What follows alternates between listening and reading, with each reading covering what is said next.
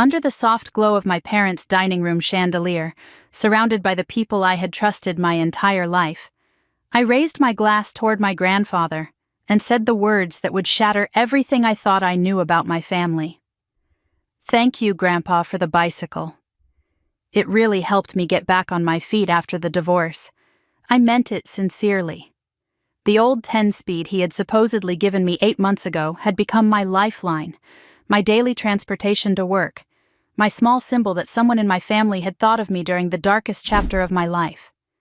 But the moment those words left my mouth, something shifted in the room. Grandpa Harold's wine glass stopped mid-air. His warm smile collapsed into confusion, then something closer to alarm. "A bicycle," he repeated slowly. "Sweetheart, what bicycle?" "I gave you a Mercedes Benz." The silence that followed was so complete, I could hear the grandfather clock ticking in the hallway. My fork slipped from my fingers and clattered against my plate. Across the table, my sister Lauren knocked over her water glass, the liquid spreading across the white tablecloth like an accusation. She shoved back from the table, muttered something about not feeling well, and fled toward the bathroom, her heels clicking frantically against the hardwood. The door slammed behind her, and I sat frozen, my pulse hammering against my ribs, staring at the faces of my parents and wondering how a simple thank you had just detonated a bomb I never knew existed. I looked at my mother first. Patricia Richardson, 58 years old, perfectly styled hair, pearl earrings, the picture of composed elegance. But her face had gone pale, her hand pressed flat against her chest, as if she were trying to hold something inside from spilling out. My father, Robert, sat rigid in his chair, jaw clenched so tight I could see the muscle twitching beneath his skin. Neither of them spoke. Neither of them looked at me. Grandpa set down his wine glass carefully, as if afraid any sudden movement might break something beyond repair. "Patricia," he said, his voice carrying the quiet authority of a man who had built a trucking empire from nothing. "Didn't you give Ella the car? I wired you $85,000 8 months ago. $85,000. The number hit me like a physical blow. I had been riding a rusted bicycle through Portland rain for 8 months. I had been eating ramen twice a week to stretch my grocery budget. I had been working overtime just to cover rent on a studio apartment so small I could hear my neighbors sneeze through the walls. Mom opened her mouth, closed it, opened it again. No words came out. "Where is the car?" I whispered. My voice sounded foreign to my own ears, thin and fragile. "If Grandpa gave you money for a car for me, where is it?" Dad cleared his throat. "This isn't the time or place, Ella. We can discuss this later as a family." "When is the time?" I demanded. "Where is my car? Where is the $85,000 that was supposed to help me?" Grandpa pulled out his phone, his weathered fingers moving across the screen with surprising speed. "I have the bank transfer right here," he said. "I have the email your mother sent thanking me." His voice had hardened, the confusion giving way to something darker. "Patricia, what exactly is going on?" I stood up from the table, suddenly unable to breathe. The walls of my childhood home felt like they were closing in, the familiar photographs on the walls now looking like evidence of a lie I had been living my entire life. I needed air. I needed space. I needed to understand how the people who raised me could have watched me struggle for 8 months while sitting on a small fortune that was meant to save me. I excused myself and stepped onto the back porch, the October air cutting through my thin sweater. The Portland night was cold and damp, typical for autumn, but I welcomed the chill. It was real. It was honest. Unlike everything that had just happened inside. 8 months ago, my life had fallen apart. My husband Michael had left me for a coworker, cleaning out our joint savings account on his way out the door. I moved back to Portland from Seattle with 2 suitcases and $847 to my name. I found a job at a marketing firm downtown. I rented the cheapest studio apartment I could find, and I told myself I was rebuilding, one day at a time. 3 weeks after I moved back, Mom had shown up at my door with an old bicycle she claimed Dad had found in their garage. She said Grandpa thought I might need it. I had been so touched by the gesture, so moved that someone in my family had remembered my childhood love of cycling. I rode that bicycle to work every single day, rain or shine, telling myself it was temporary, telling myself things would get better. And the whole time, $85,000 was sitting somewhere, designated for a Mercedes Benz with my name on it. I thought about all the family dinners over the past 8 months.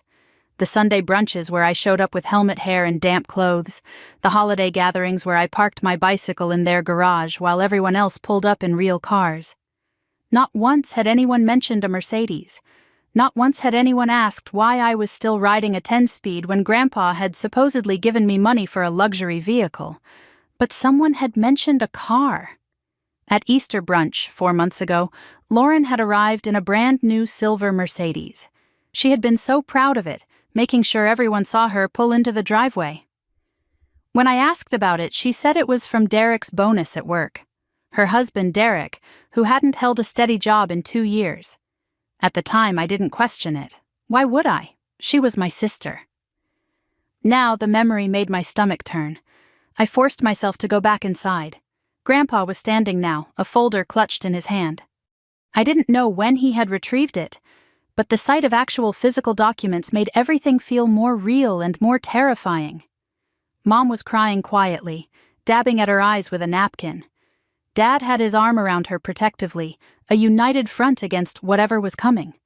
Lauren still hadn't returned from the bathroom.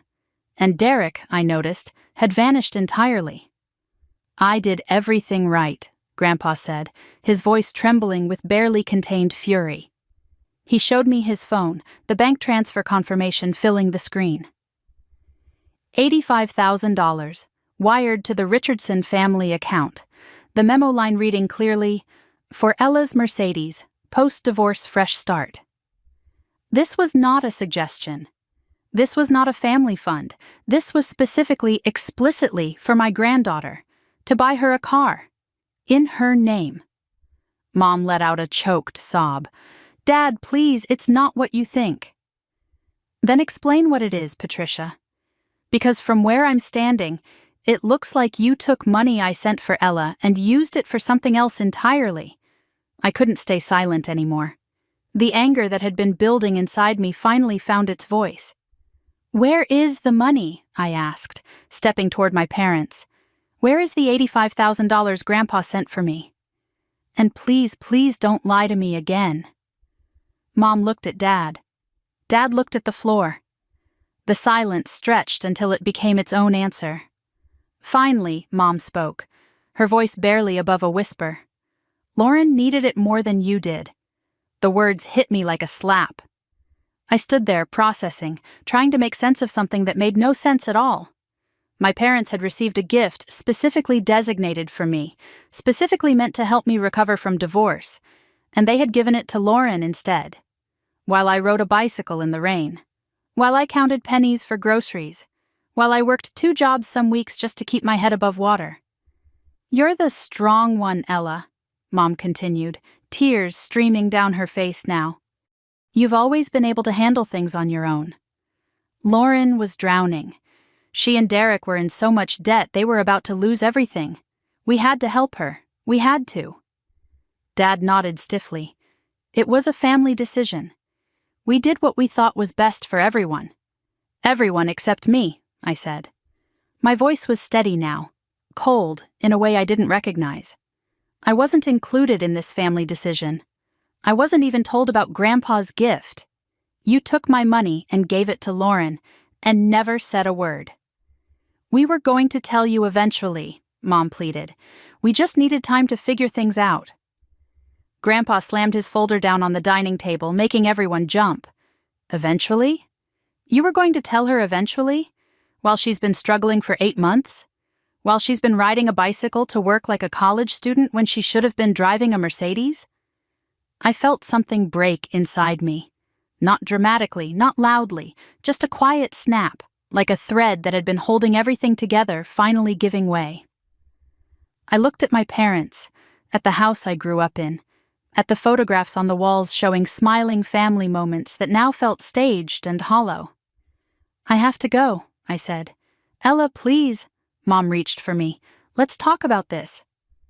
I stepped back, out of her reach. "I think you've said enough."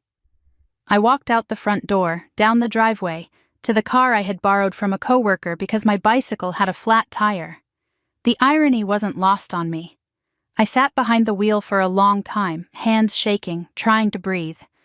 My phone buzzed, a text from Grandpa. "Sweetheart, I couldn't sleep. I've been looking through my records. I found the original email chain with your mother. I found the bank statements. Everything is documented. Come to my house tomorrow morning. I'll show you everything. And Ella, I'm so sorry. I trusted them with your future. I should have given the money directly to you. We're going to fix this." I stared at the message until my vision blurred with tears. Not tears of sadness. Tears of being seen. After 8 months of struggling alone, someone finally believed me. Someone finally understood. I typed back with trembling fingers, "I'll be there at 9. Then I set down the phone, started the borrowed car, and drove toward my tiny apartment through the Portland night. Behind me, I left the house where I grew up, the family I thought I knew, and the version of myself who believed that being strong meant being invisible. Tomorrow I would see the evidence. Tomorrow I would understand the full scope of the betrayal. Tomorrow everything would change. But tonight, I let myself imagine what my life should have looked like, the car I should have been driving, the apartment I could have afforded, the fresh start that was stolen from me before I even knew it existed. And somewhere in the darkness between my parents' house and my own, I made a decision. I was done being the daughter who didn't ask questions. I was done being the sister who made sacrifices no one noticed. I was done being strong for everyone except myself.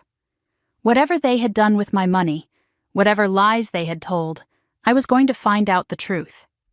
And then I was going to take back everything they stole from me. The drive to Lake Oswego took 25 minutes, but it felt like hours.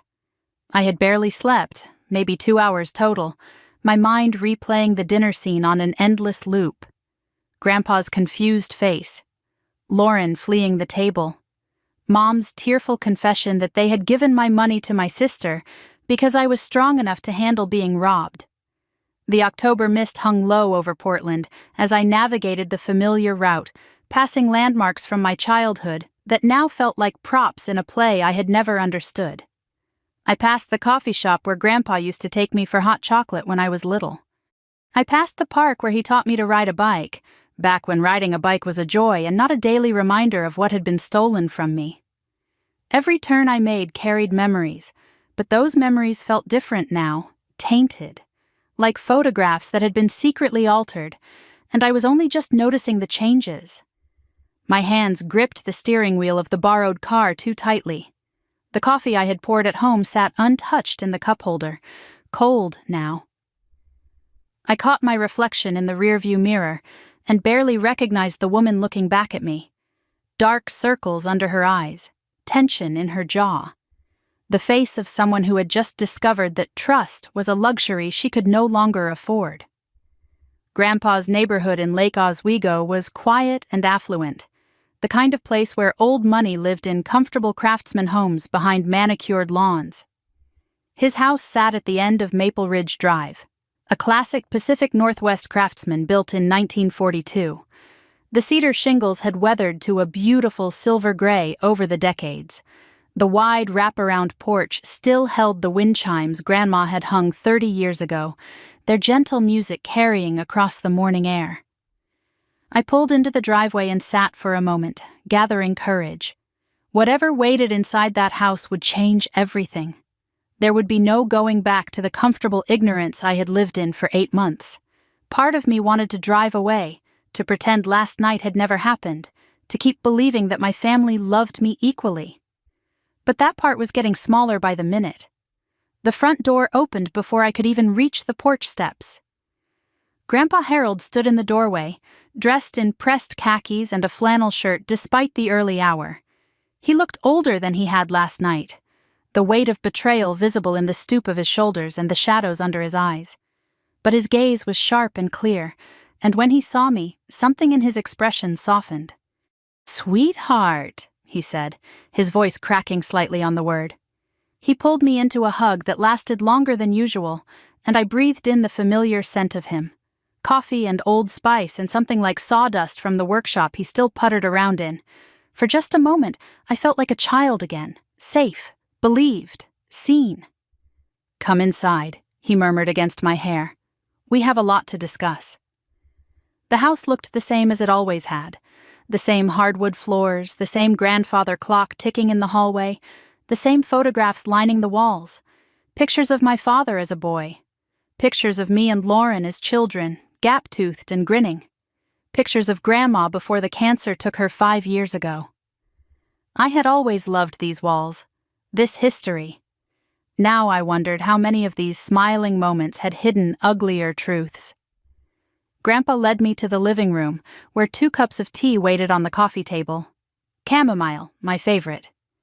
He had remembered without asking, but my attention caught on what else lay on that table. A thick manila folder, a laptop open to what looked like an email thread, a yellow legal pad covered in his handwriting. He had been working on this all night. "Sit down, Ella," he said, gesturing to the couch. "I need to show you everything." I sat, my hands folding automatically in my lap. Grandpa settled into the armchair across from me. The same armchair where he used to read me stories when I was small. He picked up the manila folder but didn't open it yet. Instead, he looked at me with an expression I had never seen from him before. Sorrow mixed with fury, held in check by decades of business discipline. "I couldn't sleep last night," he began. "After what happened at dinner, after seeing your face when you realized what they had done, I went through every record I have, every email, every bank statement, every piece of correspondence with your parents over the last year." He opened the folder and pulled out the first document. It was a printed email, dated 8 months ago in February. "This is what I sent to your mother," he said, and began to read aloud. "Patricia, I've been thinking about Ella since hearing about the divorce. I want to help her get back on her feet. I'm wiring $85,000 to the family account. Please use it to purchase a reliable car in Ella's name. Something safe, something that will last. I was thinking a Mercedes Benz, the C-Class perhaps. She deserves something nice after everything she's been through. Let me know when it's done. Love, Dad." The words blurred as my eyes began to sting. Grandpa had wanted me to have something nice. Not just transportation, dignity, a fresh start. He had been thinking about me, worrying about me, trying to help me during the worst period of my life. And my parents had taken that love and redirected it. "Your mother replied the same day," Grandpa continued, pulling out another sheet. He read her words in a flat, controlled voice. "Dad, this is so generous. Ella will be thrilled. Robert and I will handle everything. We'll take her to the dealership next week. Thank you for always taking care of our girls."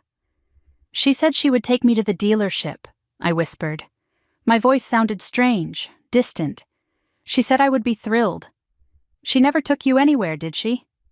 "No." I shook my head slowly.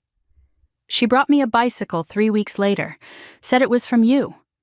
Grandpa closed his eyes briefly, pain flickering across his weathered face. When he opened them again, they were hard. A bicycle. They took $85,000 meant for a Mercedes and gave you a bicycle. He turned his laptop toward me, showing me the online banking portal. The transaction history glowed on the screen, stark and undeniable.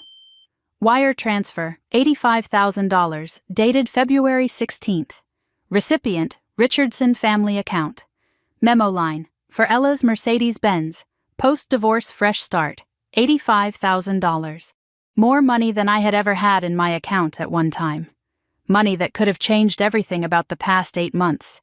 I could have had a real apartment instead of that cramped studio. I could have had savings instead of living paycheck to paycheck.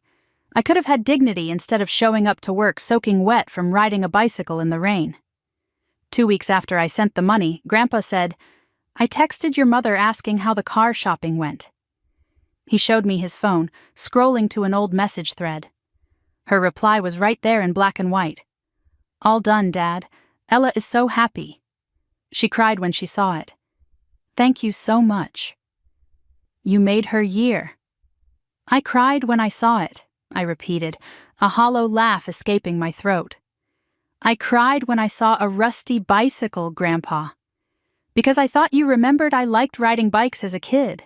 I thought it was sweet, thoughtful. I thought you were driving a Mercedes, he said quietly. Every time I saw you over the past 8 months, I assumed you had parked somewhere nearby. I never thought to ask because why would I? She told me it was done.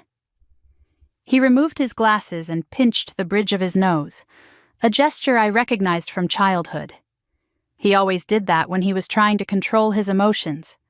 When Grandma died, he had done it constantly. I believed her, he said. I believed my own daughter. For 8 months, I thought you were safe and comfortable in a reliable car, rebuilding your life. I had no idea you were struggling.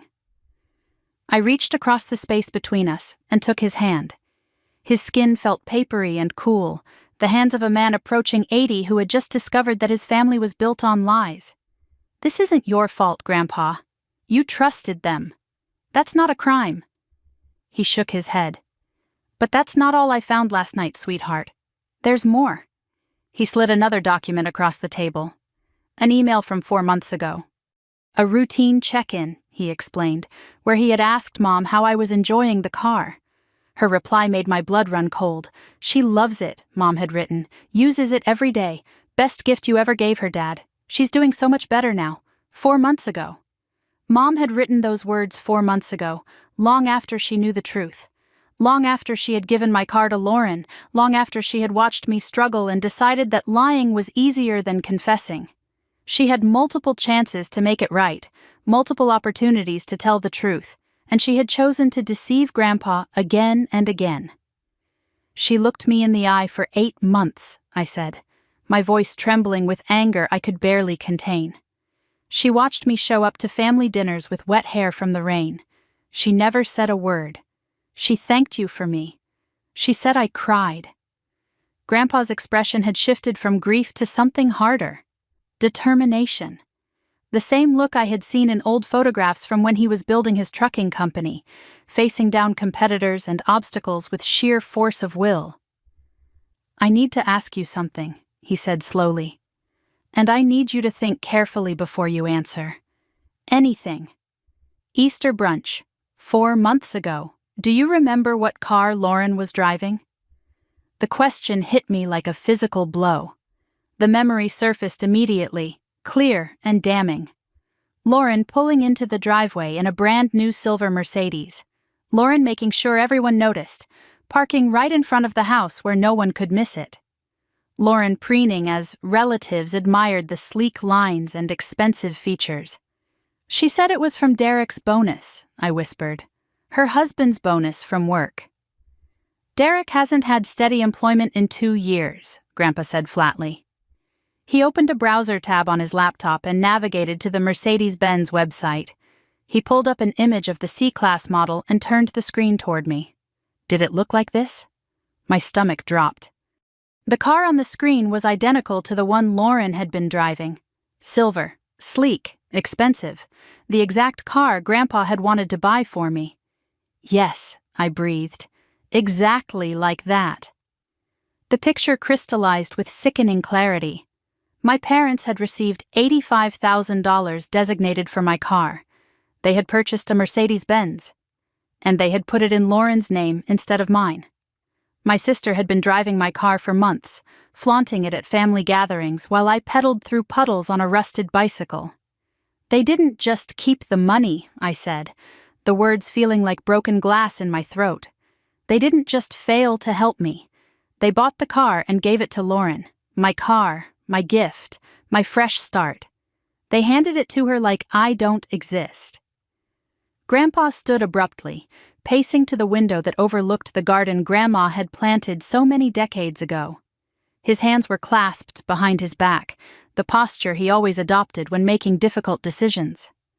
This wasn't negligence, he said, his voice low and dangerous. This was theft. Planned, deliberate theft. From my granddaughter, using my money. He turned back to face me, and I saw something in his eyes I had never seen before, not just anger, resolve.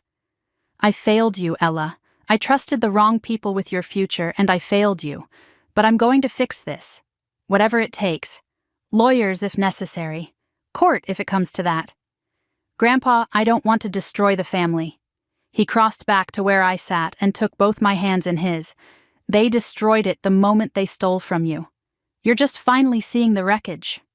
For a moment, neither of us spoke. The grandfather clock ticked in the hallway. The wind chimes sang softly on the porch. The weight of everything that had been revealed settled around us like dust after an explosion. What do we do now? I finally asked. Grandpa released my hands and began gathering the documents from the coffee table. First, I want you to confront your parents. Get their full story. Make them say out loud what they did and why.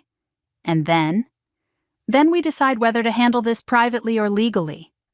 But Ella, he fixed me with a stern gaze, don't let them gaslight you. Don't let them claim this was a misunderstanding. You have proof, black and white, undeniable. He handed me copies of everything, the emails, the bank statements, the text messages, physical evidence of the betrayal I had only sensed before. Stay calm when you talk to them, he advised. Don't yell. They'll use your anger against you. Ask direct questions. Demand direct answers. And remember, if they try to make you the villain, they are the ones who stole. They are the ones who lied. You are the one who was wronged. I gathered the documents into the folder, my hands no longer shaking. The fear and confusion of last night had transformed into something harder. Clarity, purpose, righteous anger that demanded answers. Call me the moment you leave their house, Grandpa said as he walked me to the door. Whatever happens, I'm on your side, always. I hugged him one more time, breathing in the comfort of his presence. Then I walked to the borrowed car and placed the folder of evidence on the passenger seat. The morning fog had lifted, revealing a rare streak of October sun. I drove toward Beaverton, toward my parents' house, toward the confrontation I had been avoiding my entire life. My mind organized what I knew into a neat, damning list. Grandpa sent $85,000 for a car for me. Mom and Dad took the money. They bought a car and put it in Lauren's name. They lied to Grandpa for 8 months. They gave me a bicycle to cover their tracks.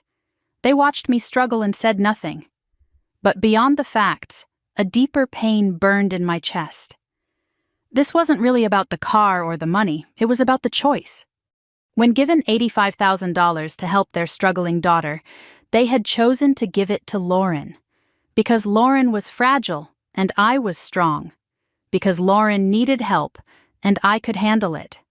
Because I had spent 30 years being the daughter who never asked for anything, and they had decided that meant I didn't deserve anything. As I turned onto my parents' street, I saw Dad's truck in the driveway, Mom's sedan beside it, and parked directly in front of the house, gleaming in the morning light like a taunt, was a silver Mercedes Benz. Lauren was here. Of course she was. Probably strategizing with Mom and Dad all night, probably figuring out how to make me look like the unreasonable one.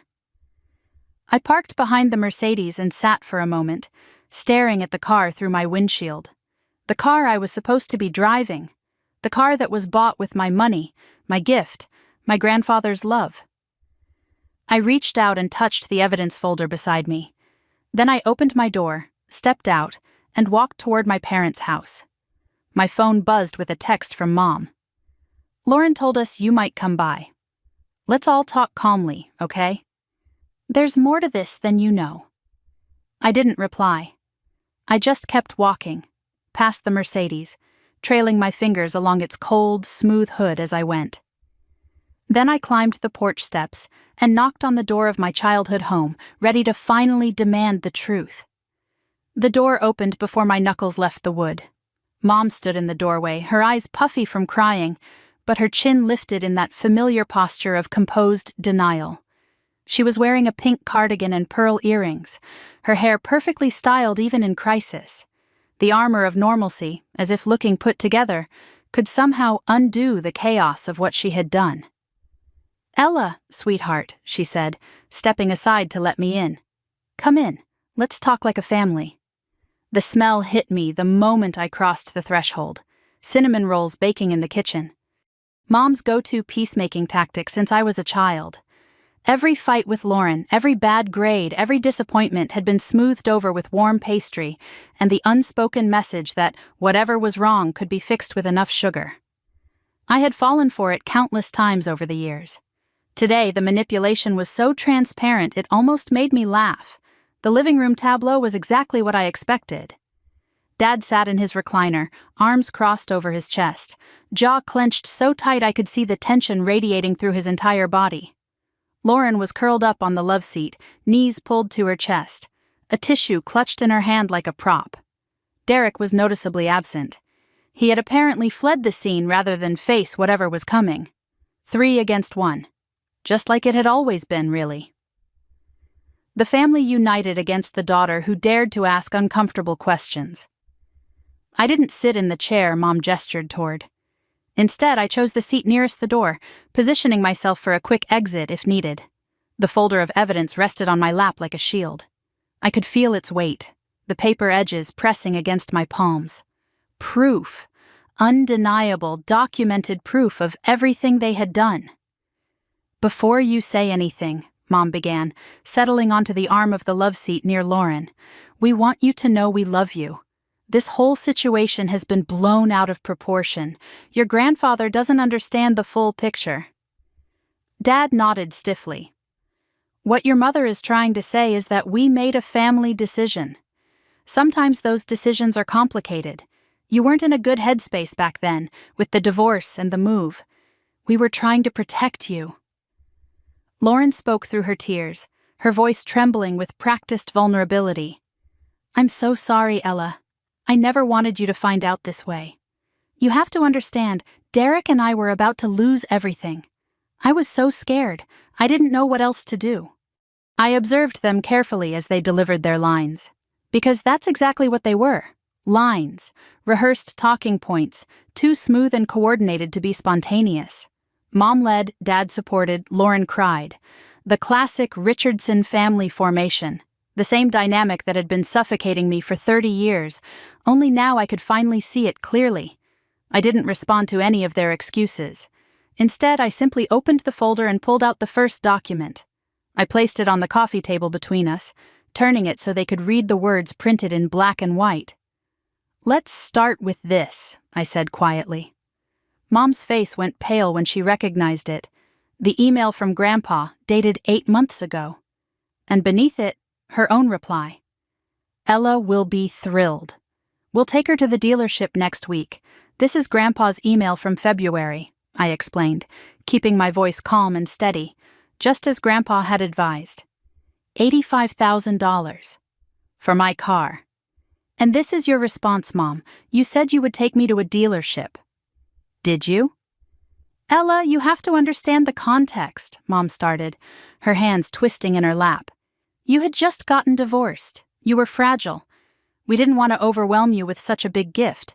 We thought it would be better to wait until you were more stable." "So you waited," I said. "For 8 months. And in that time, what happened to the money?" Silence stretched across the room. Mom looked at Dad. Dad looked at the floor. Lauren dabbed at her eyes with her tissue. "What happened to the $85,000 that was meant for me?" I repeated. Dad cleared his throat. "The money went toward a car, just like your grandfather wanted." We followed his wishes. I reached into the folder and pulled out the third document, the one I had obtained from the DMV first thing this morning. I set it on the table next to Grandpa's email. "Whose name is on the registration?" I asked. The silence that followed was deafening. Mom's mouth opened and closed. Lauren's crying stopped abruptly, her eyes widening with something that looked like fear. Dad's jaw worked, but no words came out. I tapped the document with my finger. "This is the vehicle registration for a Mercedes Benz C-Class. Purchased February 23rd of this year, 1 week after Grandpa wired the money. The registered owner is Lauren Michelle Richardson Hartley." My voice hardened. "My name isn't on this. Lauren's name is." The room shifted. I could feel the power dynamic changing, the carefully constructed narrative crumbling under the weight of evidence they couldn't deny. You didn't delay my gift, I said, each word precise and deliberate. You gave it to someone else. Mom's composure finally cracked. The tears that had been threatening spilled over, and words tumbled out of her in a desperate torrent. Lauren and Derek were in crisis, she cried. They had credit card debt up to their eyeballs. Collectors were calling constantly. They were about to lose their apartment. You were doing fine, Ella. You had a job, an apartment.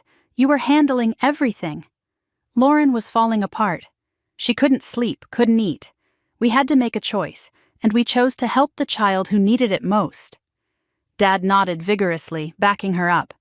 It was supposed to be temporary. We figured we'd sort things out later, maybe find a way to help you when everything settled down. Lauren was drowning. You were swimming. Lauren's plea joined the chorus. I'm so sorry, Ella, I know it was wrong, but you don't understand what it's like to be me. Everything is so easy for you. You just handle things. I've never been strong like you.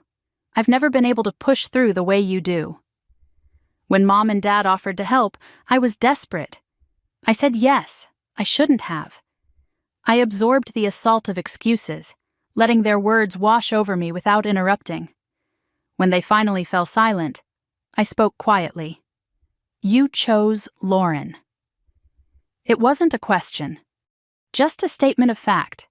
That's not, Mom started. You had $85,000 designated for me, and you chose Lauren. Mom was crying openly now. Ella, you've always been the strong one. There it was. The phrase I had heard my entire life, weaponized against me one final time. You've always been so capable, Mom continued, so independent. Lauren needs us. You never have. Something cold and hard crystallized inside my chest. Every time I hadn't asked for help was now being used against me. Every time I had powered through hardship on my own was proof that I didn't need them. My strength had become their justification for neglect. I stood up. I couldn't sit any longer, couldn't keep still while they explained why I deserved to be abandoned. I walked to the window and looked out at the silver Mercedes parked on the street. My Mercedes. Lauren's Mercedes. The car that should have been mine. Then I turned back to face them.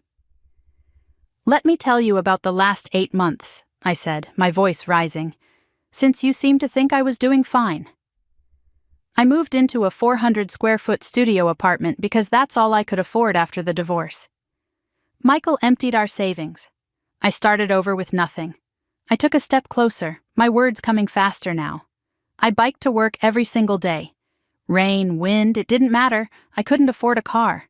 I skipped meals to make rent. I declined invitations because I couldn't afford a glass of wine. I worked overtime, weekends, holidays, anything to stay afloat. My voice broke, but I pushed through. And you watched, all of you. You saw me show up to family dinners with helmet hair and wet clothes. You saw me bike home in the dark. And not one of you said, "Hey, Ella, Grandpa gave us money for your car." Not one of you said, "Here, take your Mercedes." I pointed directly at Lauren. You drove my car to Easter brunch. You parked it right out front. You let me admire it. You let me ask about it. And you told me it was from Derek's bonus. You looked me in the eye and lied. Lauren's face crumpled. I didn't know how to tell you, she whispered. By then it had been months. I thought maybe you would never find out. I caught Mom and Dad exchanging a glance. That silent communication they had always shared. The secret language I was never allowed to understand.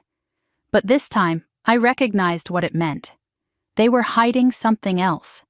Something beyond the car. What? I demanded. What are you not telling me? Silence stretched. Mom picked at her cardigan. Dad stared at his hands. Lauren's crying stopped again, and she looked genuinely scared. Is there more? I pressed. What else did you do? Mom spoke too quickly, trying to deflect. The important thing is that the car served its purpose. It helped Lauren get back on her feet. And anyway, the car isn't really the issue anymore. I froze. What do you mean isn't really the issue? The car is the entire issue. Mom realized her mistake too late. Her face crumbled as she looked to Dad for rescue, but he just shook his head slowly, surrendering. "Where is the car?" I asked, my voice dropping to barely above a whisper. "Is it still registered to Lauren? Does she still have it?" Lauren broke into fresh sobs. "I'm so sorry, Ella. I didn't want to. Derek said we had no choice. Does she still have it?" I repeated. "No," Lauren choked out. "We sold it 3 months ago. The air left my lungs." I felt the floor tilt beneath me, the world shifting on its axis. They hadn't just given my car to Lauren. They hadn't just let her drive it for months while I struggled. They had sold it. My gift from Grandpa. My $85,000? Gone. "You sold it," I breathed. "Sold my car? The one Grandpa bought for me?" Dad attempted to explain. Lauren and Derek had gotten into more debt. The credit cards weren't the only problem. There were other bills, medical expenses. The car was just sitting there, and they needed the cash. Lauren added desperately, "We got $72,000 for it." It wasn't enough to cover everything, but it helped. I know it was wrong, I know. My mind raced through the calculations. 85,000 became a car. The car sold for 72,000. 13,000 lost to depreciation. 72,000 given to Lauren and Derek to pay their debts. Total benefit to me, 0. Total loss, everything. "Let me understand this correctly," I said, my voice like ice. "Grandpa sent $85,000 for me. You bought a car, put it in Lauren's name. Lauren drove it for 5 months. Then you sold it and gave Lauren the cash. And I got a bicycle." No one answered. "At what point was I supposed to benefit from Grandpa's gift?" I continued. "At what point did any of you think about me?" Mom attempted to recover. "Ella, please understand. We always intended to make it up to you. Once Lauren was stable, we were going to explain. We were going to find a way to help you, too." "When, Mom? When exactly? Were you going to tell me at Christmas? On my birthday? Were you going to wait until Grandpa died so he'd never know what you did with his money?" Mom gasped. "Ella, that's cruel, is it?" I didn't flinch. "Because what you did wasn't just theft. You let Grandpa believe his gift had helped me. You thanked him on my behalf.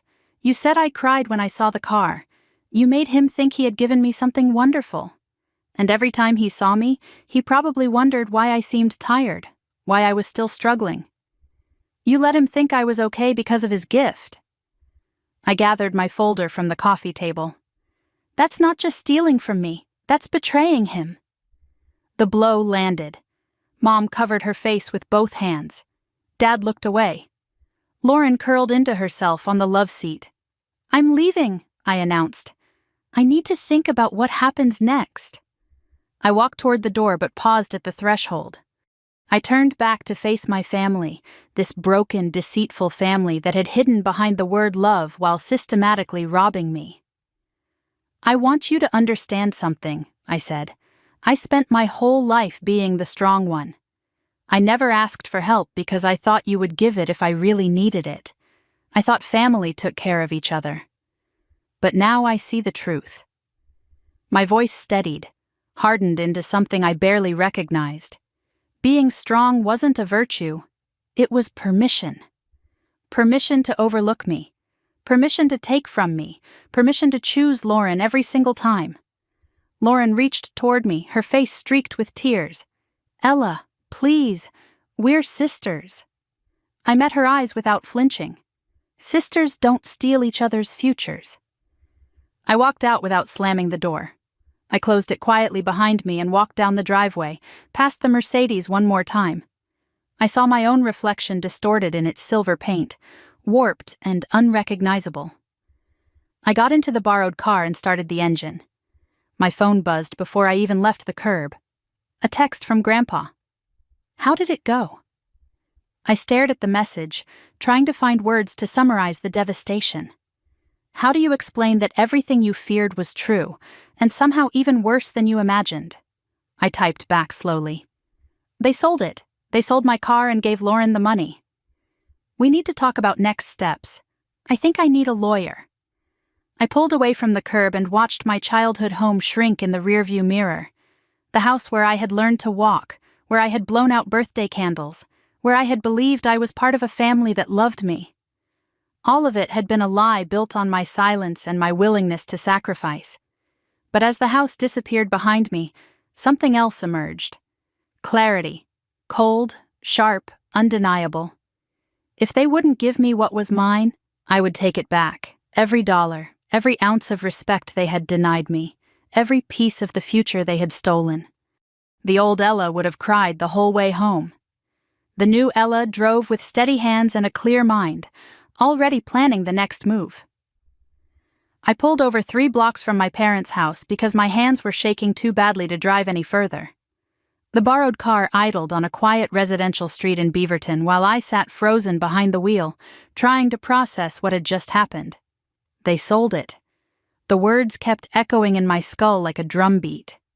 They took $85,000 meant for me, bought a car, gave it to Lauren, and then sold it and kept the money. And I got a bicycle. The dam broke without warning.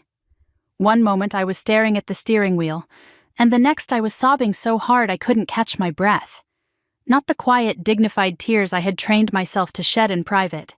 These were ugly, gasping sobs that racked my entire body, the kind that come from somewhere deep and wounded, somewhere that had been holding pain for far too long. I cried for every morning I had pedaled through Portland rain, arriving at work with water dripping from my hair and my clothes plastered to my skin. I cried for every meal I had skipped because groceries cost too much that week. I cried for every time I had told myself things would get better while my family watched me struggle with the solution sitting in their bank account. 8 months of unnecessary suffering. That was the part I couldn't wrap my mind around. Every hardship I had endured since my divorce could have been prevented. Every sacrifice I had made was avoidable. If only they had given me what was mine. But they had looked at Grandpa's gift, looked at me struggling, and decided I didn't need it. They had decided Lauren deserved it more because she cried louder, demanded more, made herself impossible to ignore. I had made the fatal mistake of being strong, of handling things on my own, of not collapsing dramatically enough to warrant their attention. My phone buzzed relentlessly during my breakdown. I ignored it, letting the tears run until there was nothing left but a hollow ache in my chest and salt drying on my cheeks. When I finally picked up the phone, I found a flood of messages waiting. 6 missed calls from Mom. Her voicemails were exactly what I expected. "Ella, please come back. We can work this out. You're overreacting, sweetheart. I'm your mother. You can't just walk away from family." Each message more desperate than the last, but none containing an actual apology, none acknowledging what they had done wrong. 4 texts from Lauren. "I'm so sorry, please let me explain. I know you're angry, but you don't understand how desperate I was. Derek and I almost lost everything. And the final one that made my blood boil. Please don't destroy our family over money. Over money. As if I was the one who had destroyed anything. As if $85,000 stolen from me was just a minor inconvenience. As if asking for what was rightfully mine made me the problem." 2 texts from Dad, both infuriating in their predictability. "Your mother is very upset. I hope you'll reconsider your reaction to all this." Both messages about Mom's feelings. Nothing about mine, protecting his wife, as he had always done, enabling the favoritism that had defined my entire childhood. But there was one message that cut through the noise, a text from Grandpa, simple and direct. "Come back to my house when you're ready. I'm here, I love you, and I'm not letting this go." I wiped my face, took several deep breaths, and started driving toward Lake Oswego. Grandpa was waiting on the porch when I arrived, and his expression crumbled the moment he saw my swollen eyes and tear-streaked face. He didn't say anything. He just opened his arms, and I walked into his embrace like a child seeking shelter from a storm. "I know, sweetheart," he murmured as I clung to him. "I know." Inside, he guided me to the kitchen and put the kettle on for tea. I sat at the familiar table, the same one where he had helped me with homework decades ago, and told him everything. Every excuse my parents had offered, every tear Lauren had shed, every manipulative word Mom had spoken, and the final devastating revelation that they had sold the car 3 months ago and kept the money. When I finished, Grandpa sat in heavy silence. His weathered hands wrapped around his teacup, but he didn't drink. Finally he spoke, and his words made my stomach drop. 72,000. That's what they got for the car? I nodded. But I sent 85. His eyes sharpened with the focus of a man who had spent decades managing complex finances. Where did the other 13,000 go? I hadn't even thought about that. I had been so devastated by the sale that I hadn't stopped to do the arithmetic. Grandpa opened his laptop, already running calculations. A new Mercedes C-Class costs around 65 to 70,000. I sent 85 specifically so there would be cushion for taxes, registration, insurance, all the additional costs. His fingers tapped against the keys. Even after the purchase, there should have been 15 to 20,000 left over. The implication hit me like a physical blow. There was extra money from the very beginning. And then they sold the car for 72,000, Grandpa continued. So that's roughly $90,000 total that passed through their hands. Money that was meant for you. $90,000. The number made the room spin. An amount that could have changed my entire life had instead vanished into Lauren's endless financial disasters, while I rode a rusty bicycle through the rain. Grandpa stood abruptly and began pacing, a habit from his years running a business empire. I wonder, he said slowly, almost to himself, I wonder if this is the first time they've done something like this. The question unlocked something in my memory. Old suspicions I had buried, moments of confusion I had explained away, patterns I had refused to see. Grandpa, I said carefully, when you gave money for my wedding, how much did you give? He paused mid-step. 15,000. Same as Lauren. I wanted both my granddaughters to have beautiful weddings. My heart started pounding. I only received 3,000. Mom said that was all you could spare. The color drained from his face. 3,000? I wrote a check for 15. I handed it to your father myself. I thought about my wedding 7 years ago. The small courthouse ceremony. The potluck reception in a friend's backyard because I couldn't afford anything else. I had convinced myself it was romantic, intimate, exactly what I wanted.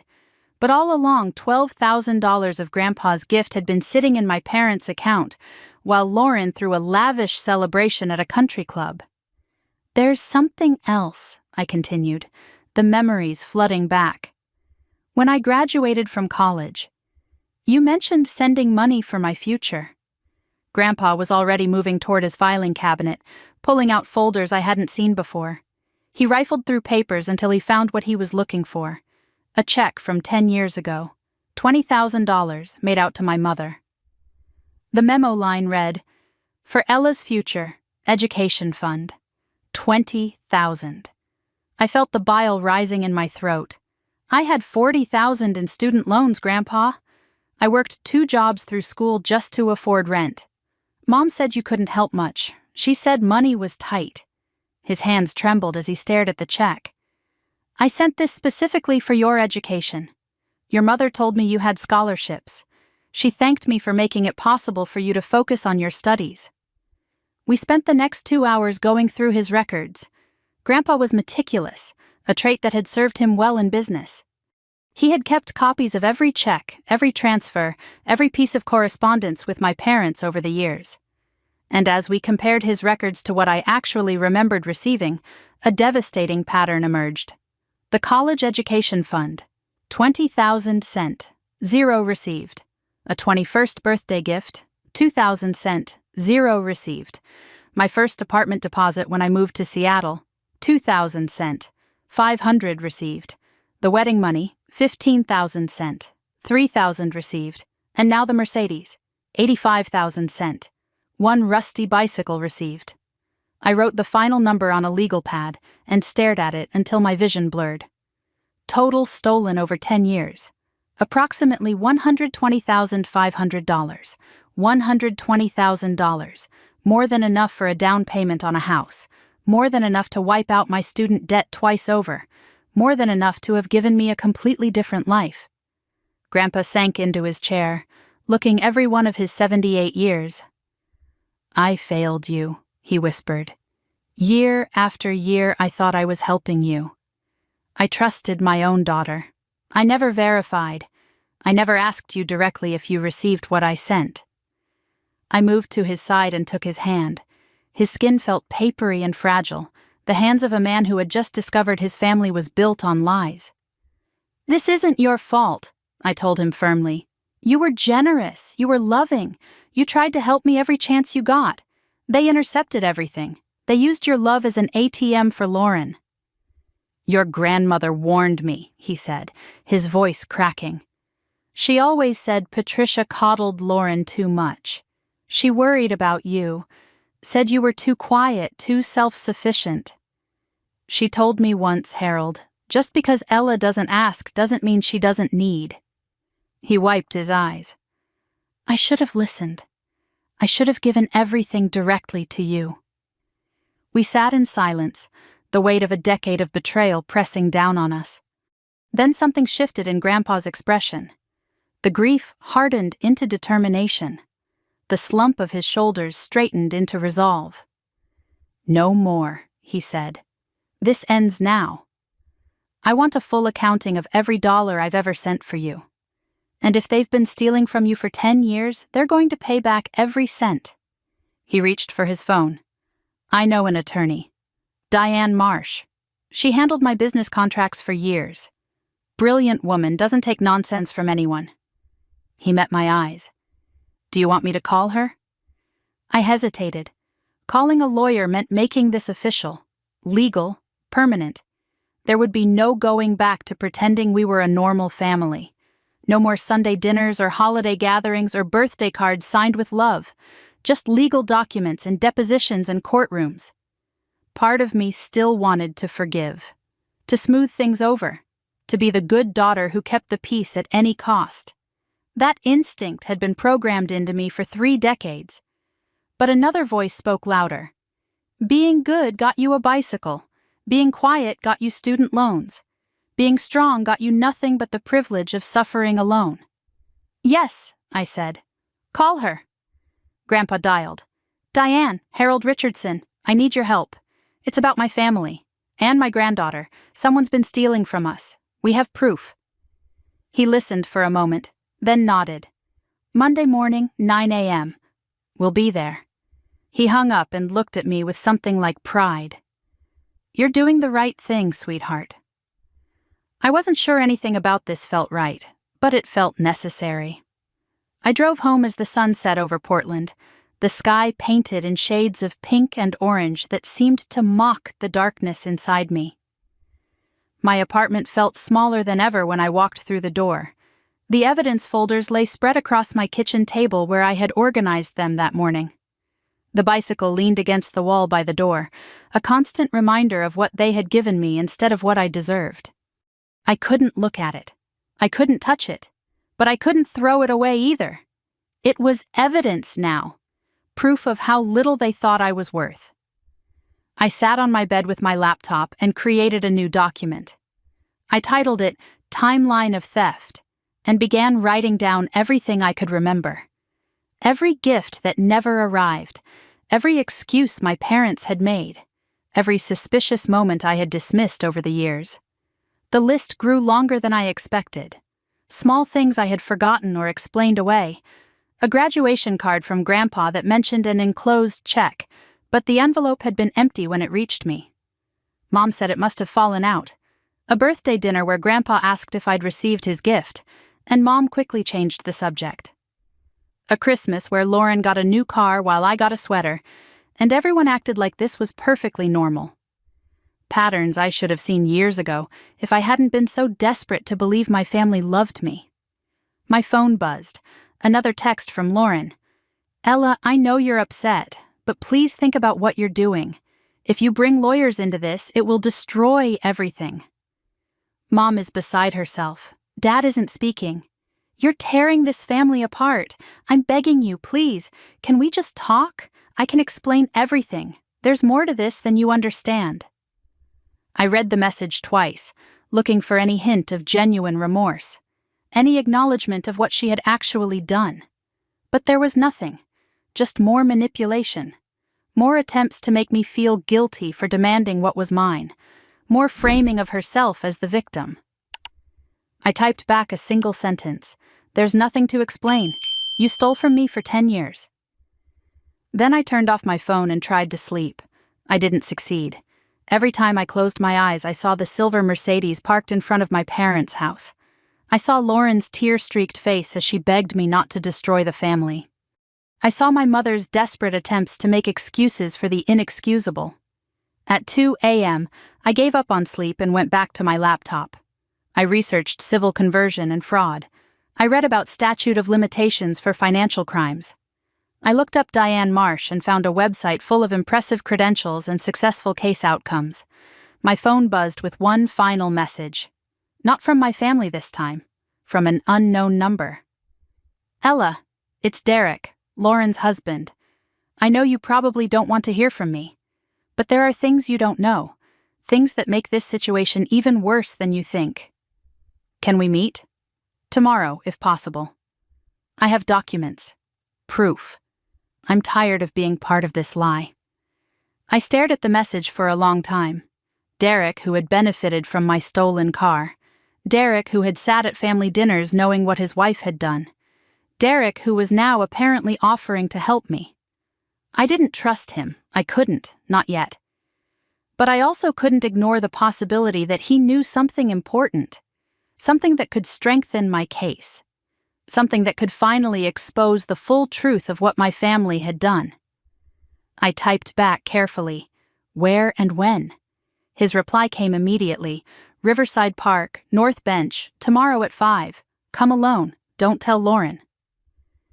I set down my phone and stared at the ceiling until dawn broke over Portland. In a few hours, I would meet with a man who might be setting a trap or offering me the evidence I needed. In 2 days, I would sit in a lawyer's office and formally begin the process of suing my own family. The woman who had thanked her grandfather for a bicycle was gone. In her place was someone harder, colder, more determined than I had ever been. They had stolen my money. They had stolen my opportunities. They had stolen my trust. But they would not steal my future. Not anymore. The law office occupied the 14th floor of a sleek downtown Portland high-rise, all glass walls and expensive views of the Willamette River. I arrived at 8:45, 15 minutes early, because nervous energy had made it impossible to wait at home any longer. Grandpa was already there, sitting in the reception area in his best suit, the one Grandma had bought him 30 years ago. He stood when he saw me, and something in his expression steadied my racing heart. "We're doing the right thing," he said quietly, squeezing my hand. I wanted to believe him. I wanted to feel confident and righteous and certain. Instead, I felt like I was standing at the edge of a cliff, about to jump into an abyss I couldn't see the bottom of. The reception area was designed to intimidate and impress. Leather chairs, legal journals arranged on glass tables, soft jazz playing in the background. Certificates lined the walls, documenting degrees and achievements in successful cases. The receptionist offered coffee in a voice that suggested she knew exactly how anxious clients felt when they walked through these doors. I declined. My stomach was too tight for anything but the chamomile tea I hadn't been able to finish at home. At exactly 9 o'clock, the receptionist stood and gestured toward a hallway.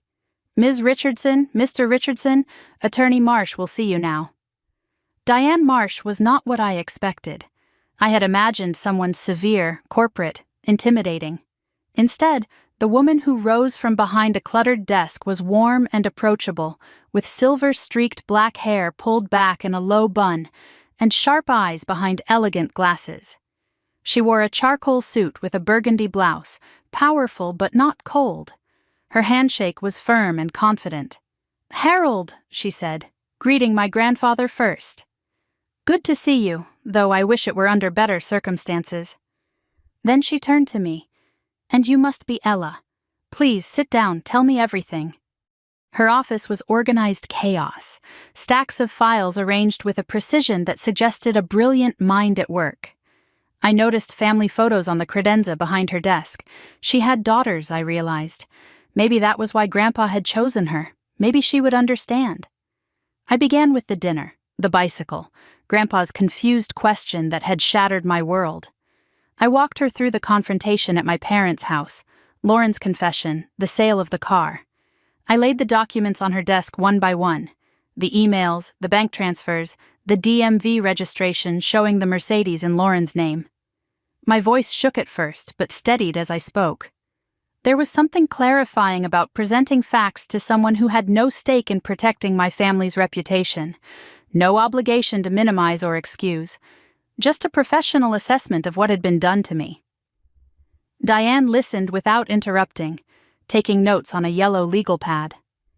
When I finished, she set down her pen and met my eyes with an expression that made my chest tighten. "What you're describing is textbook civil conversion," she said. "Your grandfather designated funds for a specific purpose, your benefit. Your parents diverted those funds to another party without your knowledge or consent. Then they liquidated the asset and kept the proceeds." She paused to let the words sink in. "That's not a family disagreement, Ella. That's theft."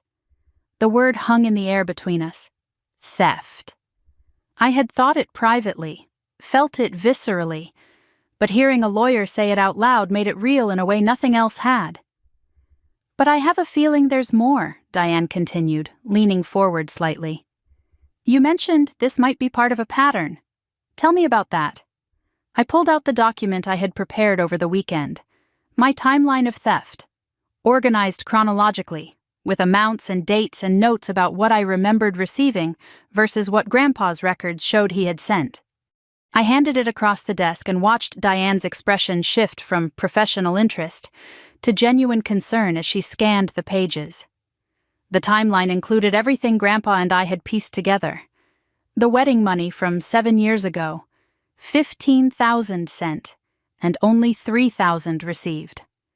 The college graduation gift from 10 years ago, 20,000 designated for my education fund that I never saw a penny of.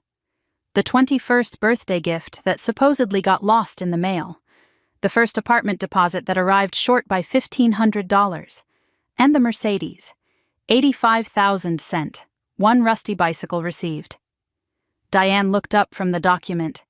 "Have you confirmed these discrepancies with your grandfather?" "Only the wedding money and the college fund so far," I said. "But his records are meticulous. We're planning to verify each one." Grandpa spoke for the first time since we sat down. "I'll go through everything I have. Every check, every transfer, every gift I've ever sent for Ella." His voice was steel wrapped in grief. "If they've been doing this for a decade, I want to know the full extent." Diane nodded and made another note. "We need to verify each discrepancy. If there's a documented pattern of diversion over multiple years, that significantly strengthens your case." After the meeting, Grandpa and I drove back to Lake Oswego. His study was exactly as I remembered it from childhood visits: oak desk and filing cabinets and shelves lined with old business ledgers. The room where he had built his trucking empire through careful record-keeping and attention to detail. Now it would be the room where we uncovered a decade of betrayal. He pulled boxes from closets, folders from drawers, records going back further than I had realized he kept. There was a system to his organization, gifts sorted by recipient and year. We started with the wedding money, since that was the discrepancy I remembered most clearly. The canceled check was right where he expected to find it. $15,000, made out to Robert Richardson. The memo line read, "For Ella's wedding." The signature on the back was my father's handwriting. He had cashed it himself, deposited it into his own account, and given me only $3,000. I stared at my father's signature until my vision blurred. "Dad cashed it himself," I said, my voice hollow. "He kept $12,000 of my wedding money." Grandpa was already pulling out another file. "The college graduation gift," he muttered, flipping through papers. He found another check, this one made out to my mother. $20,000, dated 10 years ago. Memo: "For Ella's future, education fund." The room started spinning. 20,000? I had 40,000 in student loans, Grandpa. I worked 2 jobs through school just to pay rent. Mom told me you couldn't afford to help much. His hands trembled as he held the check. "I sent $20,000 specifically for your education. Your mother told me you had scholarships. She thanked me for making it possible for you to focus on your studies. We kept going. Hour after hour, comparing his records to my memories, building a comprehensive picture of just how thoroughly my family had been stealing from me. The full accounting emerged slowly, painfully, like cleaning a wound that had been infected for years. There was my 21st birthday. Grandpa had sent $2,000, a generous gift for a young woman just starting her adult life. I never received it. Mom had claimed the check got lost in the mail and was never reissued.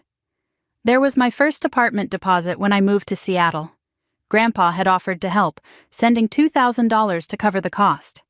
Mom said she would handle the transfer. I received $500. There was a Christmas gift from when I was 25. Grandpa's records showed a check for $1,000. I had no memory of ever receiving anything that year except a sweater. And those were just the ones we could document with certainty. There were other suspicious moments, other times when Grandpa mentioned sending something, and I had no memory of receiving it. Moments I had dismissed as miscommunication or forgetfulness, now recast in a sinister new light. I wrote the final number on a legal pad, then sat staring at it until my eyes burned. Total confirmed theft over 10 years, $120,500. That wasn't even including the Mercedes. That was just the historical pattern, the foundation of fraud they had been building for a decade before the $85,000 gift that finally exposed them. Grandpa looked like he had aged 10 years in the space of an afternoon. He sat in his armchair, the check from my college fund still clutched in his trembling hand, and I watched something break behind his eyes. "What else did they take from you?" he whispered. "What else did I fail to protect?" A memory surfaced unbidden, sharp and painful. I was 18 again, sitting in my cramped college dorm room, counting coins to see if I could afford both ramen and laundry that week. I had called Mom to ask if there was any way the family could help with textbooks, which cost far more than I had budgeted for. Her voice echoed in my mind. "Sweetheart, we're stretched thin right now. Lauren needs braces and your father's car broke down. Grandpa already gave what he could. We just can't do more." "You're so smart, Ella, you'll figure it out." "You always do. I had figured it out." I got a second job at the campus coffee shop, working weekends and holidays and late nights. I skipped meals to afford textbooks. I told myself I was building character, developing independence, learning to stand on my own feet. And the whole time, $20,000 sat in my parents' account, designated for my education, while I counted quarters for laundry. The rage that had been building inside me crystallized into something cold and clear, not the hot fury of betrayal, but something harder, something that clarified rather than blinded. "They watched me struggle," I said quietly. "They had the solution, and they chose not to give it." Grandpa reached for my hand, his grip stronger than I expected from a man his age. "No more," he said. "This ends now. We're going back to Diane with all of this. Tomorrow." Before I could respond, my phone buzzed with an incoming call. Unknown number. I almost ignored it, then something made me answer.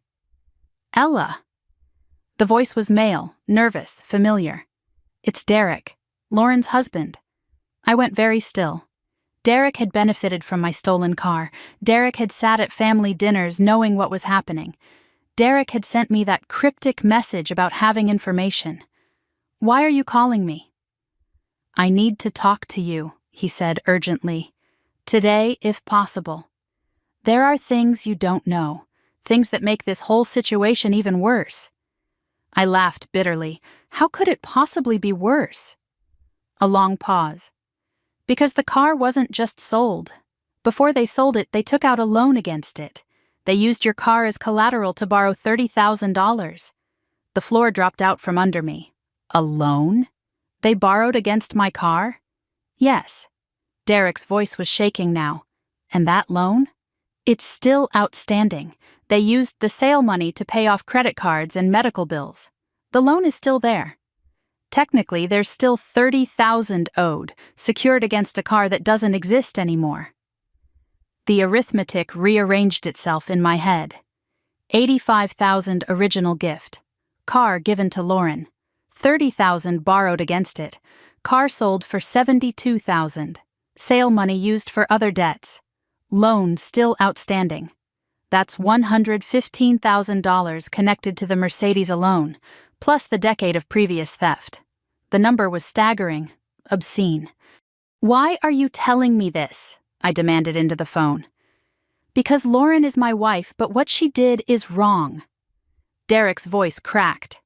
"And because your parents are making plans, they're talking about getting ahead of this, spinning the story, making you look like the ungrateful daughter who's tearing the family apart." "I can't be part of that anymore." "What kind of plans?" "I don't know the details, but I have documents, screenshots, proof of the loan. If you want it, it's yours. Meet me tomorrow, somewhere private." I looked at Grandpa, who had been listening to my half of the conversation with growing alarm. "Where and when?" I asked. "Riverside Park, the North Bench, 5 p.m. I'll be there. And Ella?" Derek's voice dropped to barely a whisper. "Don't tell Lauren. Don't tell your parents. If they find out I'm helping you, I don't know what they'll do." The line went dead. I sat in my grandfather's study, phone still pressed to my ear, trying to process what I had just learned. The Mercedes situation was even worse than I thought. There was an outstanding loan, still accruing interest, secured against a car that no longer existed. My family hadn't just stolen from me. They had created a web of debt and fraud that was still growing. "What did he say?" Grandpa asked. I told him everything. The loan, the $30,000 still owed, the family meeting to plan their counterattack, Derek's offer to provide evidence. Grandpa's expression hardened. "This isn't just misappropriation anymore. This is fraud. Conspiracy. They took out a loan against property that was never theirs to begin with." "I know. We need to tell Diane. I know." I texted the attorney with an update. Derek, Lauren's husband, is willing to cooperate. He has documents proving they took a $30,000 loan against the Mercedes before selling it. The loan is still outstanding. Total damages connected to the car alone may be $115,000. Diane's reply came within minutes. "This changes everything. Bring everything Derek gives you. We're building a case they can't deny." That night, I lay in my cramped apartment, unable to sleep. The numbers kept rearranging themselves in my head. 120,000 stolen over a decade. 30,000 loans still outstanding. 85,000 original gift diverted. The figures blurred together into one undeniable conclusion. My family had been systematically robbing me for 10 years, and when caught, they had made it even worse. Tomorrow, I would meet Derek and get whatever evidence he had. The day after, I would go back to Diane with a case so documented, so irrefutable, that they would have no choice but to face what they had done. The woman who had thanked her grandfather for a bicycle was truly gone now. In her place was someone who understood a painful truth. Being strong didn't mean suffering in silence. Being strong meant fighting back. And I was ready to fight. I barely slept the night before, and it showed. Tuesday morning arrived gray and drizzling, typical October weather in Portland, and I dragged myself to work feeling like I was moving through water. The marketing firm occupied a renovated warehouse in the Pearl District, all exposed brick and expensive coffee and colleagues who looked effortlessly put together. I did not look put together. I looked like a woman who had spent the night staring at the ceiling, calculating $120,000 of stolen money, and wondering what fresh horrors Derek's documents would reveal. My desk felt like a prison by 9 a.m. I stared at the same email for 15 minutes without reading a single word, my mind replaying the phone call with Derek on an endless loop. A $30,000 loan against my car. Still outstanding, still accruing interest, secured against an asset that no longer existed because they had sold it to pay off other debts. The coffee I had poured sat cold in my mug. My hands trembled slightly whenever I tried to type.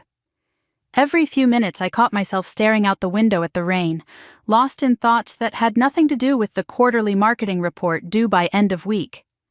How was I supposed to care about campaign metrics when my entire family had been systematically robbing me for a decade? The weight of secrecy made everything worse. I couldn't tell my coworkers why I was distracted. I couldn't explain why I kept checking my phone, waiting for 5 o'clock to arrive so I could meet Derek at Riverside Park. I couldn't admit that the people who were supposed to love me had stolen enough money to buy a house. I was surrounded by people and completely alone. Around 10, I got up to refill my coffee, more for the motion than the caffeine.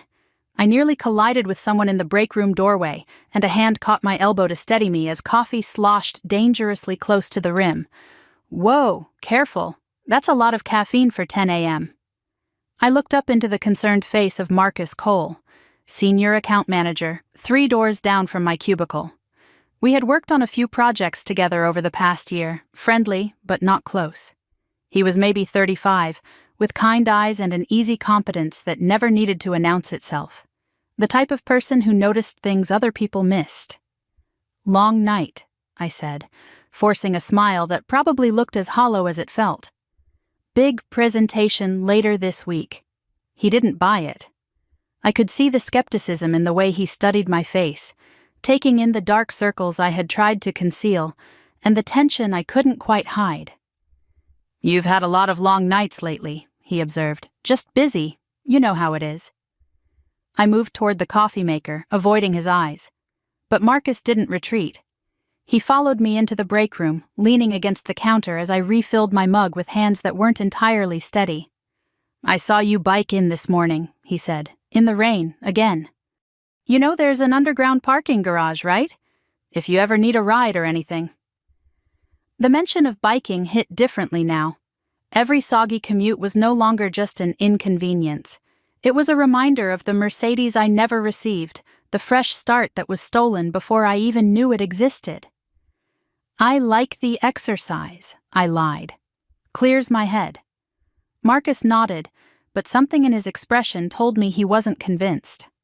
"Well, if your head ever needs a break from clearing, my office is 3 doors down. Doors always open. For whatever." He refilled his own mug and left, and I stood there longer than I should have, watching him go. Something about his quiet steadiness made my eyes sting. When was the last time someone had noticed I was struggling without trying to use it against me? I forced myself back to my desk and stared at the marketing report until the words started to make sense. The mechanical work provided brief escape, but every pause, every breath, the betrayal flooded back. The numbers I had calculated with Grandpa kept rearranging themselves in my mind. $120,500 in confirmed historical theft, $30,000 in outstanding loan, $85,000 for the Mercedes. The figures were staggering, obscene, impossible to fully comprehend. At 2 o'clock, I delivered my presentation on autopilot. I hit all the major points, answered questions competently, smiled when appropriate. Nobody seemed to notice I was hollow inside. The professional mask held firm, even as everything behind it crumbled. After the meeting, my boss complimented my work. Colleagues chatted about weekend plans. Normal life continued all around me while my personal world burned. The clock moved painfully slowly. 3 p.m., 2 hours until Derek. 4 o'clock, 1 hour. I packed up early at 4:30, claiming a headache that wasn't entirely fictional. Nobody questioned it. I walked out of the office into the gray Portland afternoon and caught the Max train toward Riverside Park. The journey felt surreal. I watched people on the train, couples and families and friends, and wondered how many of them were hiding betrayals. How many of them were the betrayal. Riverside Park stretched along the Willamette River, a green respite in the middle of the city. At this time of day, in this weather, it was mostly empty. A few joggers, a dog walker, a homeless man sleeping on a bench. Perfect conditions for a secret meeting with my sister's husband. I found the north bench easily. It was partially hidden by trees, isolated from the main walking paths. Derek wasn't there yet. I sat down and watched the river move slowly past, gray-green and indifferent to my crisis. The water had no opinion about stolen money or family betrayal. It just kept flowing, steady and eternal. 5 minutes felt like 30. I checked my phone obsessively. 4:58. 4:59. The urge to flee was almost overwhelming. Then footsteps on gravel behind me. I turned. Derek approached with his shoulders hunched against the drizzle, a manila folder clutched to his chest like a shield. He looked terrible. Unshaven, red-eyed, wearing a wrinkled shirt that suggested he hadn't slept any better than I had. Whatever was happening to my family, it was destroying him too. "Thanks for coming," he said, sinking onto the bench beside me without making eye contact. "I wasn't sure you would. I almost didn't." "I know." He swallowed hard. "I know how this looks. I've been part of it. I drove that car. I sat at family dinners knowing what they did." "Yes, you did." He flinched at the coldness in my voice but didn't argue. "I deserve that. But I swear to you, Ella, I didn't know the truth until the dinner, until your grandfather asked about the house and you said you never received anything. The house." He meant the car. My family had adapted the lie so many times, even Derek was confused about the details. "Lauren told me the Mercedes was a gift from your parents," he continued. "A thank you for helping with some project." I didn't question it. Why would I? She's my wife. His voice cracked on that last word, present tense, but barely. "After the dinner, after I saw your face and your grandfather's face, I started asking questions, and Lauren broke down. She told me everything. The money was yours. The car was supposed to be yours. And then she told me about the loan." "The loan details," I prompted when he paused. Derek's hands twisted together in his lap. 3 months after we got the car, Lauren said we needed cash. Credit card bills were piling up. We were behind on rent. She said she could get a loan using the car as collateral. He swallowed again. I asked if that was legal, if the car was really ours to leverage. She said your parents had given it to us officially, no strings attached. So I signed the papers. You signed. My name is on the loan too, me and Lauren. We're both liable. The arithmetic rearranged itself again. $30,000 borrowed against my car by my sister and her husband. A debt I hadn't created, but that was connected to assets that should have been mine. "How much did you get?" I asked. $30,000, Pacific Northwest Credit Union. He opened the manila folder and pulled out a document. Loan agreement, right there in black and white, secured against a Mercedes Benz C-Class, the same car that was supposed to be mine. I took the paper and scanned it. Borrowers: Lauren Michelle Richardson Hartley and Derek Hartley. Loan amount: $30,000. Collateral: vehicle, Mercedes Benz C-Class. The date was May of this year, 3 months after they received the car that Grandpa had intended for me. "What happened to the money?" I asked. "Credit cards, mostly. Medical bills from when Lauren had that health scare last winter. Other debts I didn't even know about." His voice dropped. "By the time the loan money hit our account, it was already spent. We were just trying to stay afloat. And then, you sold the car." Derek nodded miserably. 3 months ago, Lauren said we could use the sale to pay off the loan and still have money left over. But you didn't pay off the loan." "No." He pulled out another document. Current loan statement. Principal remaining, $28,400. Payments, delinquent. Status, collection warning issued. I stared at the numbers. They weren't paying it. The car doesn't even exist anymore and you're not making payments. We don't have the money. The sale barely covered the credit cards. And now your parents are scared. They're not offering to help anymore. Derek's hands were shaking. "And I think they're going to try to pin this on us. Make us the scapegoats. The betrayal within the betrayal. My family had stolen my car, borrowed against it, sold it, kept the money, and now they were going to abandon Lauren and Derek to the debt." "There's one more thing," Derek said, reaching into his folder again. His hand came out with a printed screenshot, a text message exchange between Lauren and my mother, dated yesterday. I read it with growing horror. Lauren had written, "What do we do if Ella goes to a lawyer?" Mom's reply, "We deny everything. Say Dad was confused. Say the money was always for the family, not just Ella." Lauren again, "What about Derek? He knows too much." Mom's response made my blood run cold.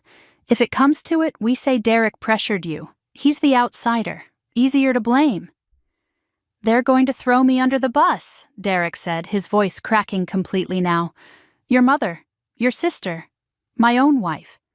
They're planning to blame everything on me. I looked at him, really looked. He was crying now, quietly, embarrassed by his own tears. A grown man coming apart on a park bench because the family he had married into was preparing to sacrifice him. He wasn't a villain. He was a fool who had trusted the wrong people. Just like Grandpa. Just like me. You're giving me all of this, I said slowly, knowing it implicates you too. Derek nodded. I'd rather face the truth than be their fall guy. I'd rather lose everything honestly than keep anything through lies. I gathered the documents he had given me. Loan agreement, payment statement, screenshot of the conspiracy to blame him, evidence that strengthened my case exponentially. I'm meeting with my lawyer again, I told him. If you're willing to provide a formal statement, it would help. Not just me. You too. Get ahead of their story. Whatever you need, he said. I'm done protecting them. Lauren is still my wife, but I don't know who she is anymore, and your parents were supposed to be my family too. He stood to leave, then paused. There's something else Lauren said, when she was confessing everything to me. What? His jaw tightened. She said your mom told her this wasn't the first time they'd redirected your grandfather's gifts. She said there had been others, for years. Your mom called it managing expectations. Managing expectations. A clinical phrase for systematic theft. A polite way to describe a decade of robbing me blind. Derek walked away, leaving me alone on the bench with documents that proved my family's betrayal was even deeper than I had imagined.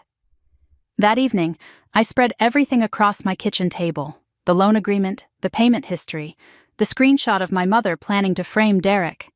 I added them to the growing file of evidence, organizing everything chronologically, creating a paper trail that no lawyer could ignore. The mathematics kept getting worse. 85,000 original gift, 30,000 loan still outstanding, 120,000 in historical theft. The numbers blurred together into one damning conclusion. My family owed me roughly $150,000. Maybe more. I texted Grandpa with an update. Met with Derek. He gave me everything. It's worse than we thought. Much worse.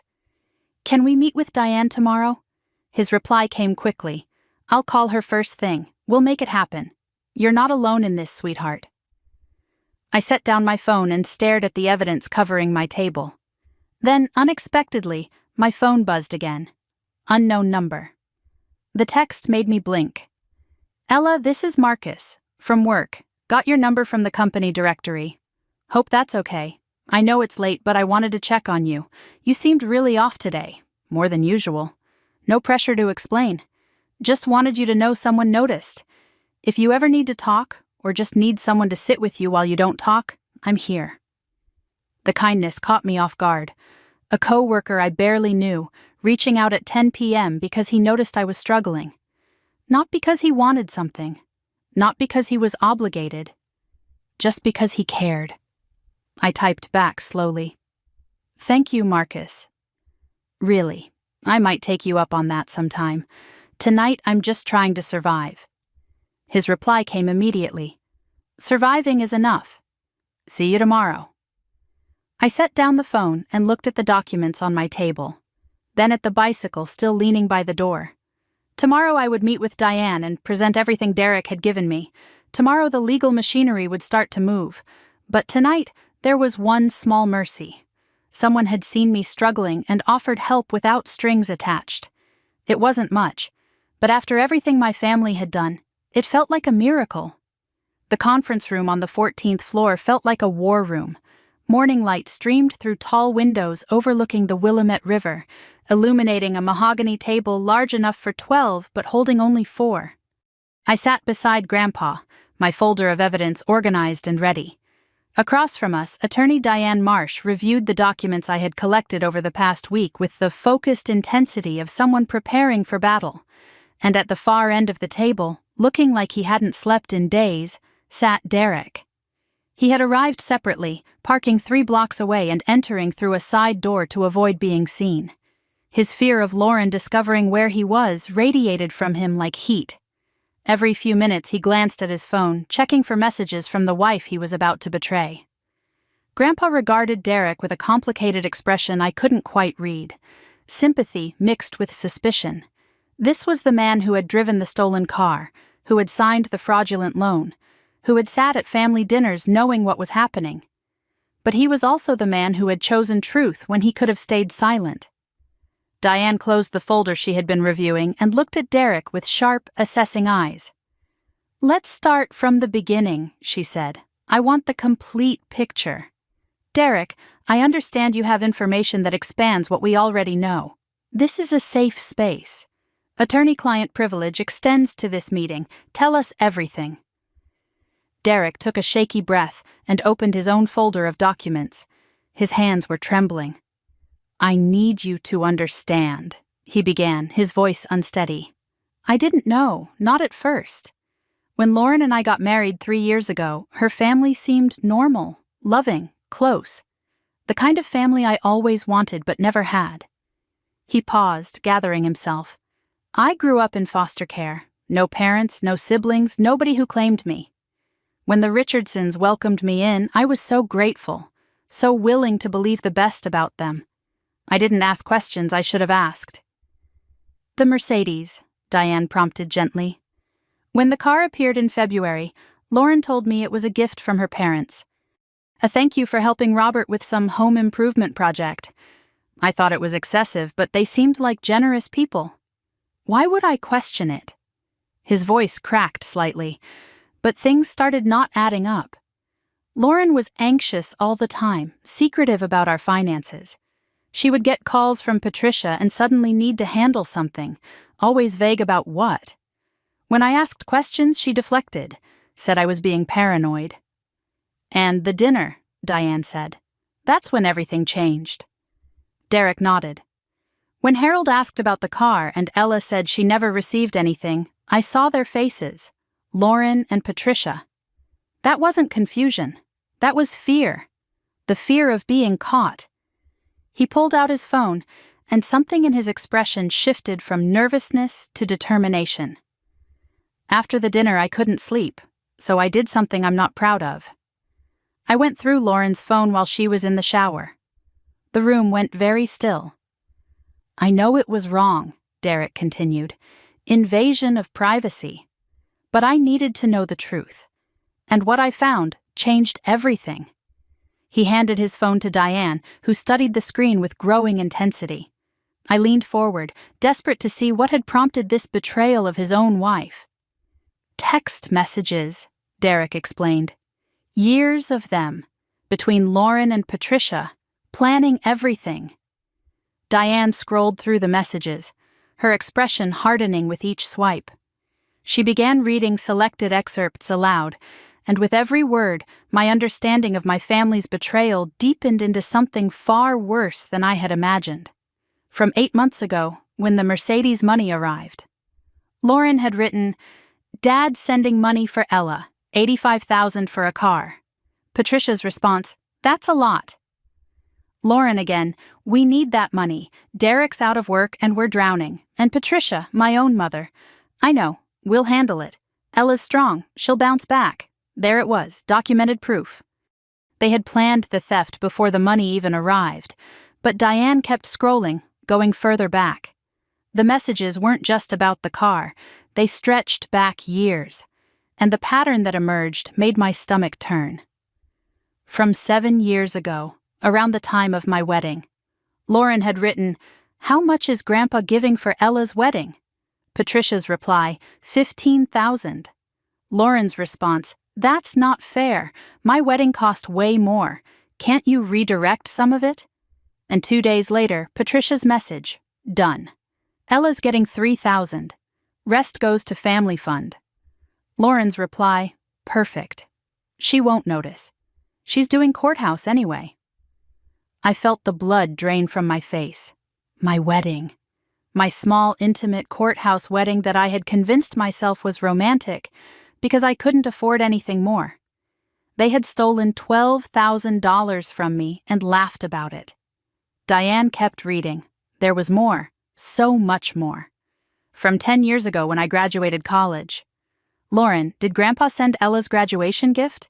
Patricia, $20,000. He's so generous with her. Lauren, that's not fair, I didn't get that much. Patricia, you got your tuition paid. Ella took loans. Lauren, so? She chose loans. She could have asked for help. And then, 1 week later, redirected to family expenses. Ella won't know. Lauren's grateful response. Thanks, Mom. You always understand. The room was spinning. I gripped the edge of the table to steady myself as the truth crashed over me in waves. This wasn't just my parents making bad decisions under pressure. This wasn't Mom and Dad choosing to help the daughter who seemed to need it more. This was Lauren, actively requesting the theft, pushing our mother to redirect funds meant for me, orchestrating her own enrichment at my expense for over a decade. She asked for this, I whispered, barely recognizing my own voice. Every time. She asked Mom to steal from me. Diane looked up from the phone, her expression grave. This changes everything, she said. These messages show a clear pattern of conspiracy to defraud. Lauren wasn't just a passive recipient. She was the primary instigator. I looked at Derek, who sat with his head bowed, tears streaming silently down his face. I asked him the question that had been forming since he first sat down. You said you didn't know until the dinner, but Lauren confessed everything to you afterward. Why are you here? Why are you helping me instead of her? Derek lifted his head, meeting my eyes for the first time since we had entered the room. Because I found something else in those messages, something that made me realize I never really knew the woman I married. He took his phone back from Diane and scrolled to a different conversation. This one was from 2 days ago, after the confrontation at my parents' house, after I had left with threats of lawyers ringing in my ears. Lauren had written to Patricia, "What do we do if Ella actually goes through with this?" Patricia's response, "We deny everything. Say Dad's confused. Cognitive decline, maybe. His testimony won't hold up." Lauren, "What about Derek? He's been asking too many questions." And my mother's reply, the words that had driven Derek to betray his own wife. "If it comes to it, we say Derek pressured you into everything. He's the outsider. Easier to blame." "They were going to make me the scapegoat," Derek said, his voice raw with pain. "My own wife, her mother. They were planning to throw me under the bus to save themselves." I looked at him differently then. Not as a co-conspirator who had benefited from my stolen car. Not as Lauren's enabler, but as another victim of my family's manipulation. Another person who had trusted the wrong people and was now paying the price. Diane had been taking notes throughout Derek's confession. Now she set down her pen and addressed him directly. "You understand that providing this testimony puts you in a complicated legal position," she said. "You co-signed the loan. You benefited from the stolen vehicle. You have exposure here." "I know," Derek replied. "I've thought about nothing else for days. But I can't live with this anymore. Lauren is my wife. Maybe I still love her. But I didn't sign up to be part of a decade-long theft operation." His jaw tightened with resolve. "I'll give a sworn statement. Everything I know. I'll testify if this goes to court.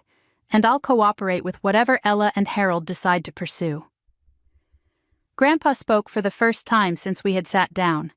His voice was steady, but I could hear the grief underneath. "What happens to my money if we pursue this legally?" Diane considered the question carefully. "Based on what we have here, we're looking at multiple causes of action. Civil conversion for the Mercedes and the redirected funds. Fraud for the systematic deception. Potentially elder financial abuse, given that they exploited your trust and generosity to steal from your granddaughter." "Elder abuse?" Grandpa straightened in his chair. "Against me?" "They manipulated your relationship with your grandchildren to divert designated gifts," Diane explained. "That's a form of financial exploitation of a senior. Prosecutors take it seriously. Criminal charges are possible for Patricia and Robert. Maybe for Lauren, too."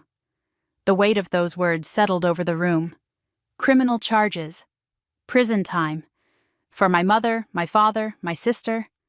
A week ago, I would have done anything to avoid that outcome. Now I wasn't sure what I wanted anymore. The loan situation complicates things, Diane continued. Derek, how far behind are the payments now?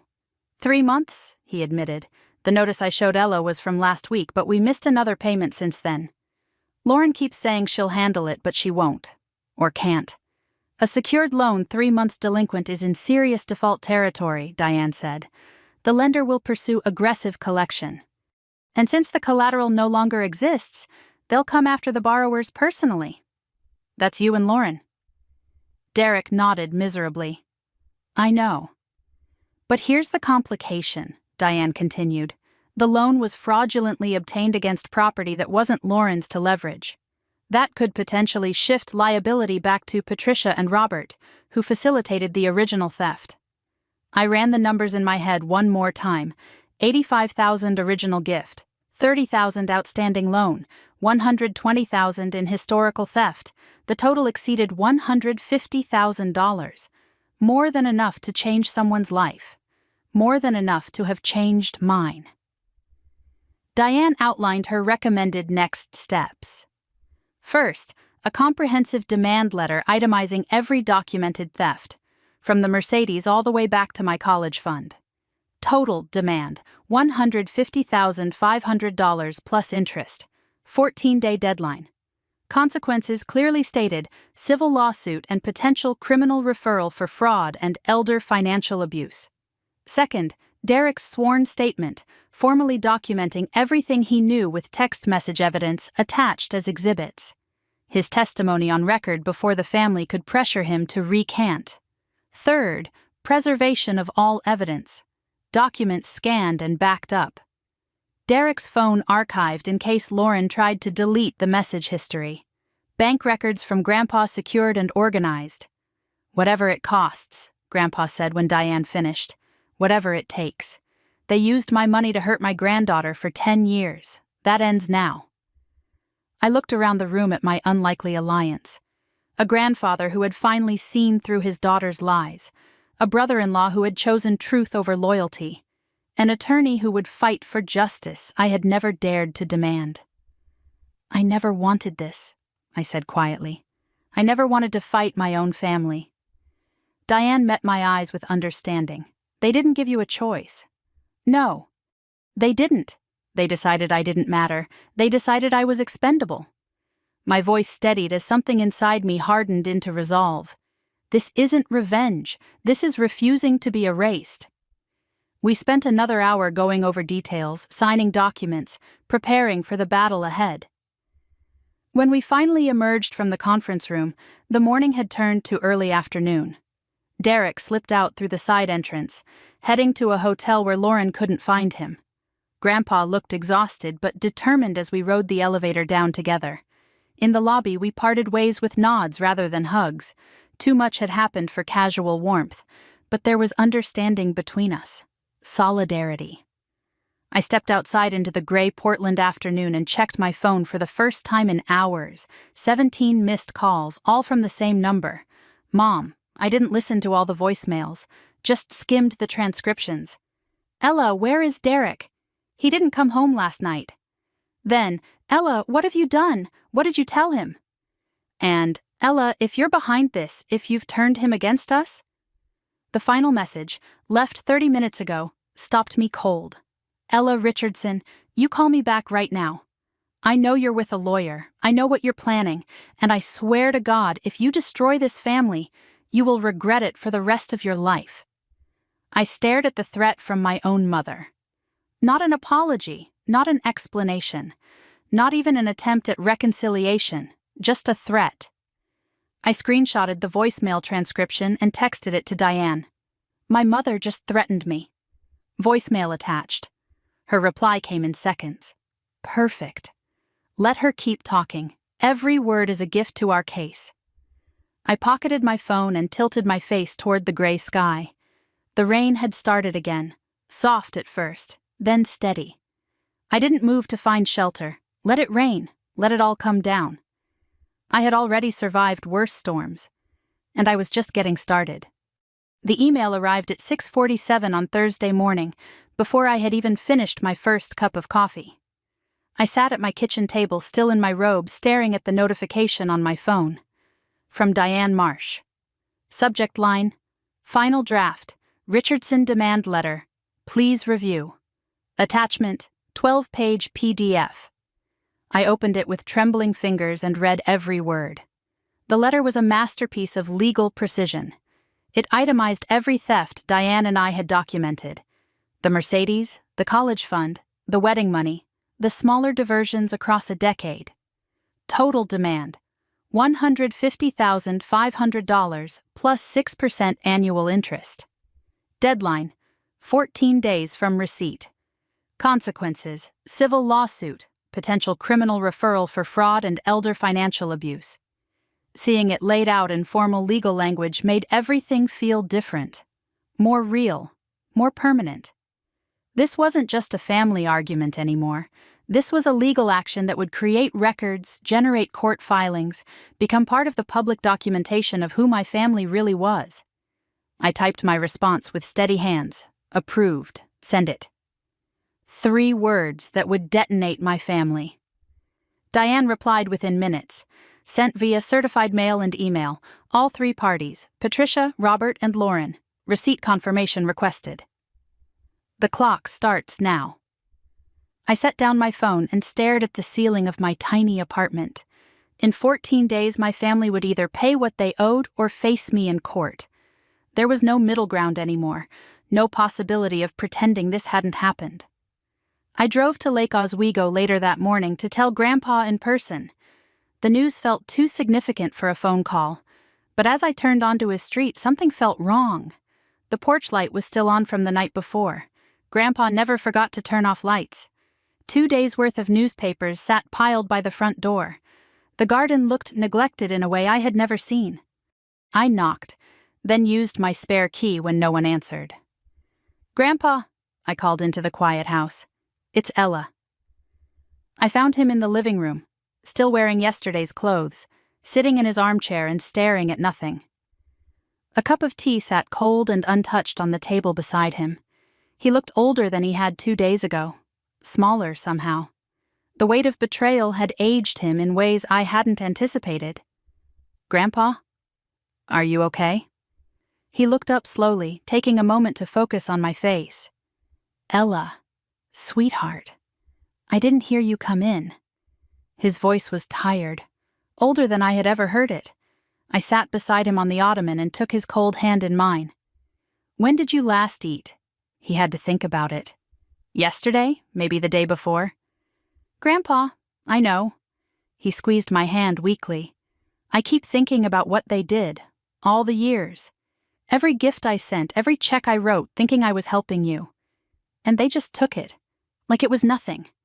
Like you were nothing." His eyes filled with tears, and my heart cracked open. In 78 years of life, through building a business empire, through losing his wife to cancer, through every hardship I had witnessed, I had never once seen my grandfather cry. "I failed you, Ella," he whispered. "For 10 years, I failed you." I moved to sit on the arm of his chair, wrapping my arm around his shoulders the way he used to hold me when I was small. "No, Grandpa, you didn't fail me. You trusted your own daughter. That's not a crime. What they did is the crime." We sat together in silence for a long moment, 2 people bound by grief and betrayal, trying to find solid ground in a world that had shifted beneath our feet. I took charge of the morning the way he had taken charge of so many crises in my childhood. I made fresh tea and found crackers in his kitchen. I opened curtains and let light flood the dim rooms. I sat with him while he ate a little, watching the color slowly return to his face. "Your grandmother warned me," he said between small bites. "She always said Patricia coddled Lauren too much. She worried about you, said you were too quiet, too self-sufficient. She told me once, Harold, just because Ella doesn't ask doesn't mean she doesn't need." "I miss her," I said quietly. "So do I. Every day." He set down his teacup and met my eyes. "She would have caught this years ago. She would have asked you directly whether you received what I sent. I should have done the same. You're doing it now. That's what matters." I noticed his breathing was shallow, his color still not quite right. "When was your last doctor's appointment?" He waved off my concern. "I'm fine, just tired." "You're not fine. You're not eating, you're not sleeping. I'll be fine once this is resolved." I made him promise to see his doctor the next day. Non-negotiable. He agreed with a faint smile that reminded me of the grandfather I knew before all this began. "Bossy," he said, "just like your grandmother." I was in his kitchen making soup when my phone started buzzing relentlessly. Text after text, notification after notification. The family had received the demand letter. Mom's messages came in rapid succession, each more hysterical than the last. "What is this? Ella, what have you done? A demand letter? Are you insane? You're going to destroy this family over money? Your father is beside himself. I hope you're happy. Call me right now." Dad sent one text, formal and cold. "Ella, this is extremely disappointing. I expected better from you. We will be consulting our own attorney." From Lauren, nothing. Complete silence. The mastermind was calculating her next move. I didn't respond to any of them. Diane had been clear. Let them react. Don't engage. Everything they say can be used later. I screenshot every message and forwarded them to her. Documentation, evidence, ammunition. Mom's voicemails piled up throughout the afternoon. I didn't listen to them all, just skimmed the transcriptions. Crying, guilt-tripping, threatening in turn. "How could you do this to your own mother? After everything we've done for you. If you think you can take money from this family, you have another thing coming." I showed Grandpa the messages. His jaw tightened as he read through them. Not one apology, he observed. Not one acknowledgement of what they did. Just anger that they got caught. That tells you everything you need to know. He was right. In all those hysterical texts and tearful voicemails, not once did my mother admit she had done anything wrong. Not once did she say the words, "I'm sorry." It was all about her feelings, her reputation, the family she claimed I was destroying, as if I was the one who had spent 10 years stealing. The next morning, I went back to work because I didn't know what else to do. The marketing firm felt surreal after everything that had happened, all these people going about their normal lives while mine was in chaos. I sat at my desk and stared at spreadsheets and tried to pretend I was a person who cared about quarterly metrics. Marcus appeared at my cubicle around 11 with 2 cups of coffee. "You look like you could use this." I accepted the cup gratefully. "Thanks. Long night." He leaned against my cubicle wall, studying me with those observant eyes. "You've had a lot of those lately." "Family stuff," I said vaguely. "It's complicated. Family stuff usually is." He took a sip of his coffee. "I'm not going to pry. But if you ever want to talk about it or even just need a distraction, I know a decent Thai place around the corner." My treat. The offer was so normal, so kind, that I felt tears prick my eyes unexpectedly. Since when did anyone offer to help me without expecting something in return? "That actually sounds nice," I admitted. "Maybe later today? I could use a break." His smile was warm and uncomplicated. 1 o'clock, I'll come get you." Lunch with Marcus was the first normal hour I had experienced in weeks. He didn't push me to talk about my problems. Instead, he told me about hiking trails he had discovered, about his weekend plans, about a terrible movie he had watched that was so bad it became entertaining. I found myself actually laughing for the first time since Grandpa's dinner. Eventually, though, I opened up a little. Just enough. "I'm dealing with some family drama," I told him. "It's turned into a legal situation. I'm kind of in the middle of a war I never wanted to fight." Marcus nodded, his expression sympathetic but not pitying. I figured it was something like that. "You've seemed different lately. Heavier. Like you're carrying something no one else can see. That's exactly what it feels like." He hesitated, then said something that surprised me. "By the way, I looked into that Mercedes dealership thing you mentioned." I went very still. I never mentioned a dealership to him. A friend of mine works at the Pacific Motors location on Burnside, he continued, if you ever need to track down sales records or anything like that. How did you know about a Mercedes? He had the grace to look embarrassed. I overheard you on the phone the other day, in the break room. You were talking to someone about a car, about family, about theft. I didn't mean to eavesdrop, but once I heard, I couldn't unhear. My guard went up immediately. Has he been investigating me? Was he going to gossip? Could I trust him? Marcus read my expression and held up his hands. I'm not trying to get involved. I'm not going to tell anyone. I just have a friend who might be able to help, that's all. If you want the help. If you don't, we never had this conversation. I considered his offer. Independent dealership records would corroborate everything Derek had told me. Documentation that didn't come from my family at all. It could be valuable. Your friend can be discreet? Completely. Off the books. Let me think about it. I'll let you know. We walked back to the office together, and I found myself feeling slightly less alone than I had that morning. An unexpected ally in an unexpected place. That evening, I sat in my apartment surrounded by evidence folders and waited. Lauren still hadn't responded to the demand letter. Mom's hysterics had died down, replaced by ominous silence. Dad hadn't contacted me again after his single cold text. The waiting was almost worse than the fighting. At least when they were attacking, I knew what I was dealing with. This silence felt like the calm before something worse. My phone buzzed around 10 p.m. A text from an unknown number that turned out to be Lauren. The message was long and cold and calculated. Ella, I received your lawyer's letter. Very impressive. But you've made a serious miscalculation. You think you have evidence? You think Derek is on your side? You think Grandpa's word matters? Let me tell you how this is actually going to go. Grandpa is 78 years old. His memory isn't what it used to be. Any lawyer we hire will argue he's confused, maybe even suffering cognitive decline. Derek is a co-conspirator trying to save himself. His testimony is worthless. And you? You're a bitter divorcee who's jealous of her more successful sister. That's the story we'll tell, and people will believe it, because I'm the likable one. I always have been.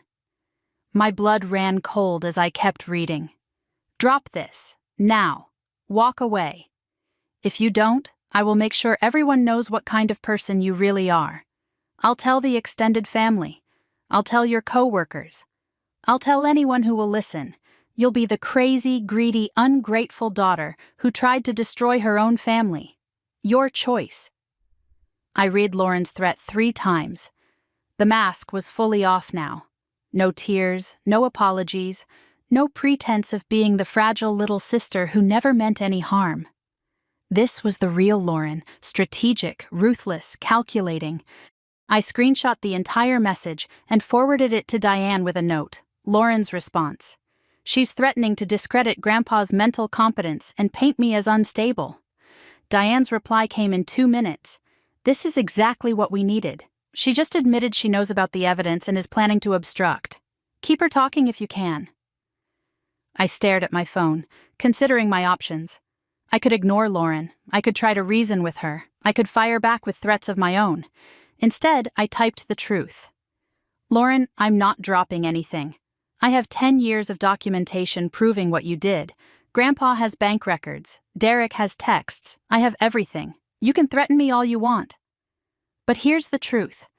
I'm not the scared little sister who stays quiet to keep the peace anymore. You took $150,000 from me. You took my car, my college fund, my wedding money. And you're going to pay it back. Every cent. See you in court. I hit send before I could second-guess myself. Then I set down my phone, walked to my window, and looked out at Portland's lights through the rain. My family was about to declare full war. Lauren would attack my reputation. Mom would cry and manipulate. Dad would enable and deflect. They would hire expensive lawyers and try to make me look like the villain. But they had miscalculated. The old Ella would have cried herself to sleep. The old Ella would have questioned whether she was really worth fighting for. The old Ella would have considered dropping everything just to keep the peace. The new Ella made tea, reviewed her evidence one more time, and set her alarm for 6 a.m. There was work to do. They wanted a war? Fine, I was ready. The smear campaign started Saturday morning while I was still in bed. I woke to my phone buzzing relentlessly, notification after notification flooding the screen. But these weren't from Mom or Dad or Lauren. These messages came from people I hadn't heard from in months. Extended family members who suddenly had opinions about my life. Aunt Carol, my mother's sister, had sent a lengthy text. "Ella, I just heard what's happening. I'm so disappointed in you. Your mother called me crying. She says you're trying to sue your own family after everything they've done for you. How could you be so ungrateful?" Uncle Richard, my father's brother, was more direct.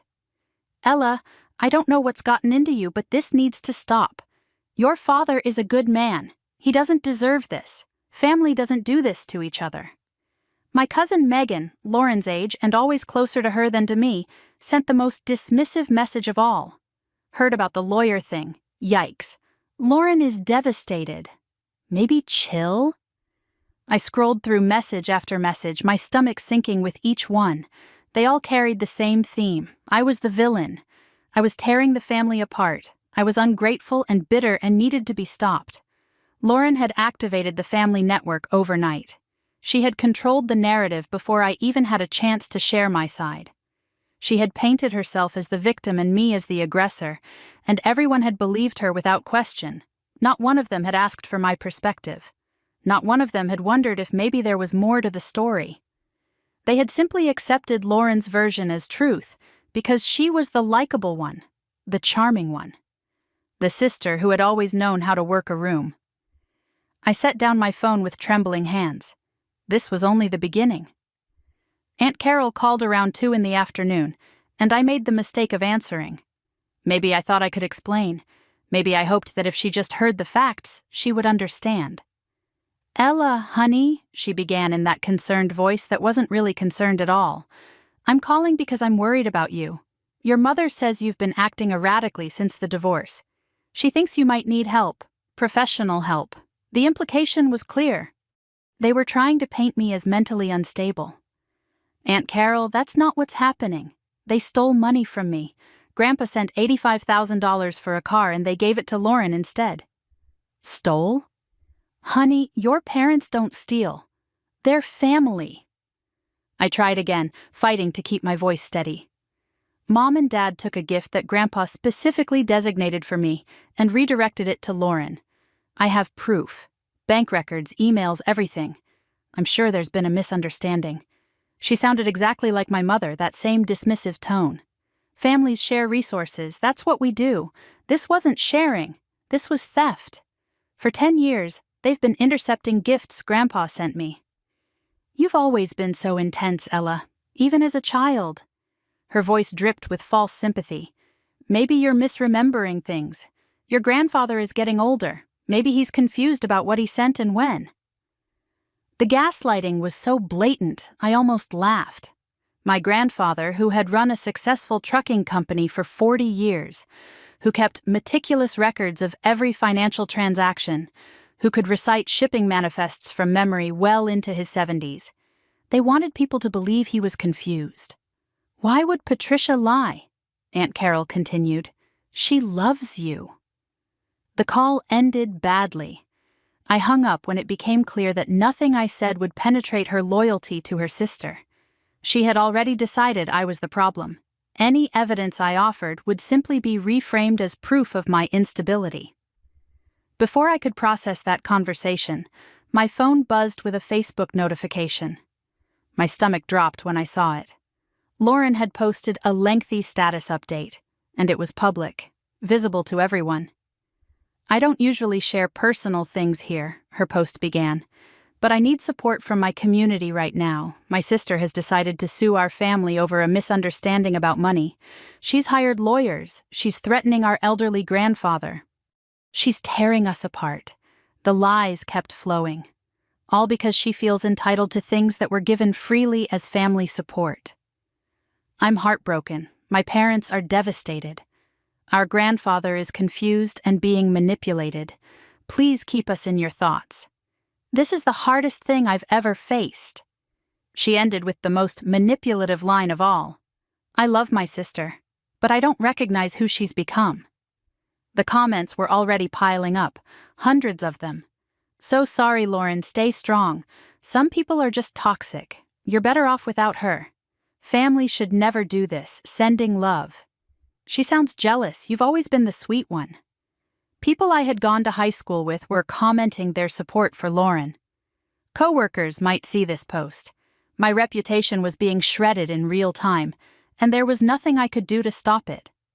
The worst part was how perfectly Lauren played the victim.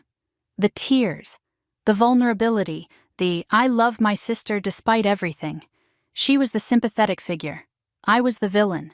And anyone who didn't know the truth would believe exactly what she wanted them to believe.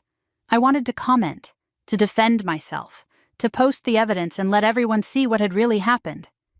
But Diane's voice echoed in my mind. "Don't engage publicly. Don't give them ammunition. We fight this in court, not on social media." I closed the app, but the damage was already done. Sunday was worse. I didn't leave my apartment. I couldn't face the world knowing what was being said about me online. I kept refreshing Lauren's post obsessively, watching the comments multiply, each one a small knife in my chest. The self-doubt crept in during the quiet hours. What if I was overreacting? What if this wasn't worth destroying the family over? What if I should just let it go? The old programming whispered in my ear. Be the bigger person. Keep the peace. Sacrifice yourself so everyone else can be comfortable. I pulled out the evidence and spread it across my kitchen table. The bank transfers, the text messages, the loan documents, $150,000, 10 years of systematic theft. It wasn't a misunderstanding. It wasn't a family disagreement. It was documented, calculated fraud. But the world didn't know that. The world saw Lauren's tears and believed her. By Sunday evening, I was falling apart. I hadn't eaten properly in 2 days. I couldn't sleep more than a few hours at a time. My chest felt tight constantly, anxiety humming through my body like an electrical current. I sat on my floor with my back against the wall and cried. Ugly, gasping sobs that racked my entire body. The same tears I had shed in that parking lot after the confrontation, but worse now, because now I was alone against an army. My family had turned against me. The extended relatives had chosen their side. Lauren was winning the public narrative war, and I was sitting in my tiny apartment, surrounded by evidence that no one wanted to see. The knock on my door startled me so badly I almost screamed. I considered not answering. I wasn't expecting anyone. I looked terrible, eyes swollen and face blotchy from crying. But something made me check the peephole.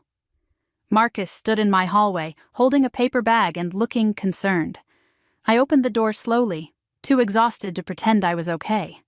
"How do you know where I live?" He held up the bag. "Company directory has emergency contact info, including addresses. I brought Thai food, the good kind." "You didn't answer my texts today, or yesterday." I got worried. I could have sent him away. I could have insisted I was fine, closed the door, gone back to crying alone on my floor. But I was so tired of pretending, so tired of being strong. I stepped aside and let him in. We ate in my small kitchen, surrounded by the evidence folders I hadn't bothered to hide. Marcus didn't push for information. He talked about random things. A hiking trail he had discovered. A terrible movie he had watched. Normal conversation. Oxygen for my suffocating mind. Eventually, I couldn't hold it in anymore. "I'm not okay, Marcus, I know. How do you know?" "Because I've seen that look before. I've worn that look before." He told me briefly about something similar he had gone through years ago. Family betrayal, different details, but the same pain. People he thought he could trust who turned out to be strangers. He had learned the hard way that chosen family mattered more than blood. Something about his quiet understanding unlocked the floodgates. I told him everything. The dinner, the Mercedes, the bicycle, the college fund and the wedding money, Lauren's texts and Derek's testimony. 10 years of theft condensed into 30 minutes of confession. Marcus listened without interrupting. He didn't minimize or gaslight. He didn't tell me to forgive and forget. He just listened. When I finished, he asked a simple question. You have actual documentation? Bank records, texts, everything? Yes. Enough to prove all of it. And they're still calling you the villain? His verdict came without hesitation. Ella, you're not the villain. You're the person finally fighting back. They're not upset because you're wrong. They're upset because you're right. And right people with evidence are dangerous to liars. The validation I had been starving for washed over me like warm water. Someone outside the situation. Someone with no stake in the family narrative. Telling me I wasn't crazy. I don't know if I'm strong enough for this, I admitted, my voice cracking. You've been strong your whole life. That's why they targeted you. But you don't have to be strong alone anymore. He reached across the table and covered my hand briefly with his. Let me help. Whatever you need. Research, moral support, someone to sit with you when it gets too heavy. You've been carrying this by yourself for months. Let someone share the weight. I wasn't used to accepting help. Wasn't used to trusting people outside my family. But my family had proven they couldn't be trusted. Maybe it was time to try something new.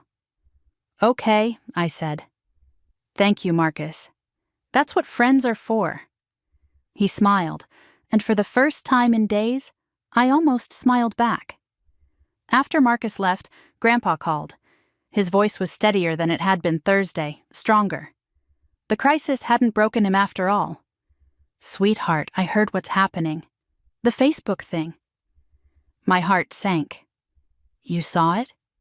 Your Aunt Carol called me. Tried to convince me that you're manipulating me, that I'm confused and you're taking advantage. What did you say? I could hear the steel in his voice. I said I've been running businesses and managing finances for 60 years. I said I have bank records going back decades. I said if anyone thinks I'm confused, they can review my accounting. And I said my granddaughter is the only person in this family who has told me the truth. Thank you, Grandpa. Don't thank me. I should have seen this years ago. His tone softened. Ella, don't let them make you doubt yourself. They're loud because they're scared. The truth doesn't change just because they yell louder. We have the evidence. We have each other. And we're not backing down. His certainty anchored me. Grandpa believed me. Derek believed me. Marcus believed me. Diane believed me. The people who had actually seen the evidence all knew I was telling the truth. Only the people protecting Lauren questioned my sanity. Before hanging up, Grandpa added one more thing. Derek called me tonight. He said your parents and Lauren had an emergency meeting yesterday. They're planning something. He doesn't know what yet, but he said to be ready. I texted Derek immediately after the call ended. Grandpa said you called him about a family meeting? His reply came quickly. Yeah, they met at your parents' house. I wasn't invited. Lauren came back to the hotel to get some of her things. She said they've hired their own lawyer, someone expensive. She said they're not paying anything. They're going to fight. The escalation I had expected was here. They weren't backing down. They weren't negotiating. They were hiring attorneys and preparing for war. I forwarded the texts to Diane and added a note. They're lawyering up. What should I expect? Her reply came quickly. Expected. Don't worry. We anticipated this. Their lawyer will send a response to our demand letter, probably within the next day or two. It will likely reject our demands and make counter-accusations. That's when the real fight begins. Monday morning, I was at my desk trying to focus on a client report when the email arrived. From Diane. Subject line, urgent, family's legal response received. I opened it with shaking hands. Diane had forwarded the letter from my family's attorney, a prestigious firm in downtown Portland, the kind with names like Partners and Associates and marble floors. The header alone was intimidating. Their position was exactly what Lauren had threatened. The Richardson family categorically denies all allegations of theft, fraud, or misappropriation. Any gifts from Harold Richardson were given to the family unit, not to specific individuals. Ella Richardson is pursuing a frivolous claim motivated by jealousy and post-divorce instability. The attacks got worse. Harold Richardson's mental competency regarding financial matters is questionable and may require professional evaluation. Derek Hartley's testimony is tainted by his own legal exposure and cannot be considered reliable. And the final threat. If this matter proceeds to litigation, we will pursue counterclaims for defamation and intentional infliction of emotional distress. Diane's note at the bottom was reassuring. They're playing hardball, threatening to discredit Grandpa's competency and sue you for defamation. This is standard intimidation. Don't panic.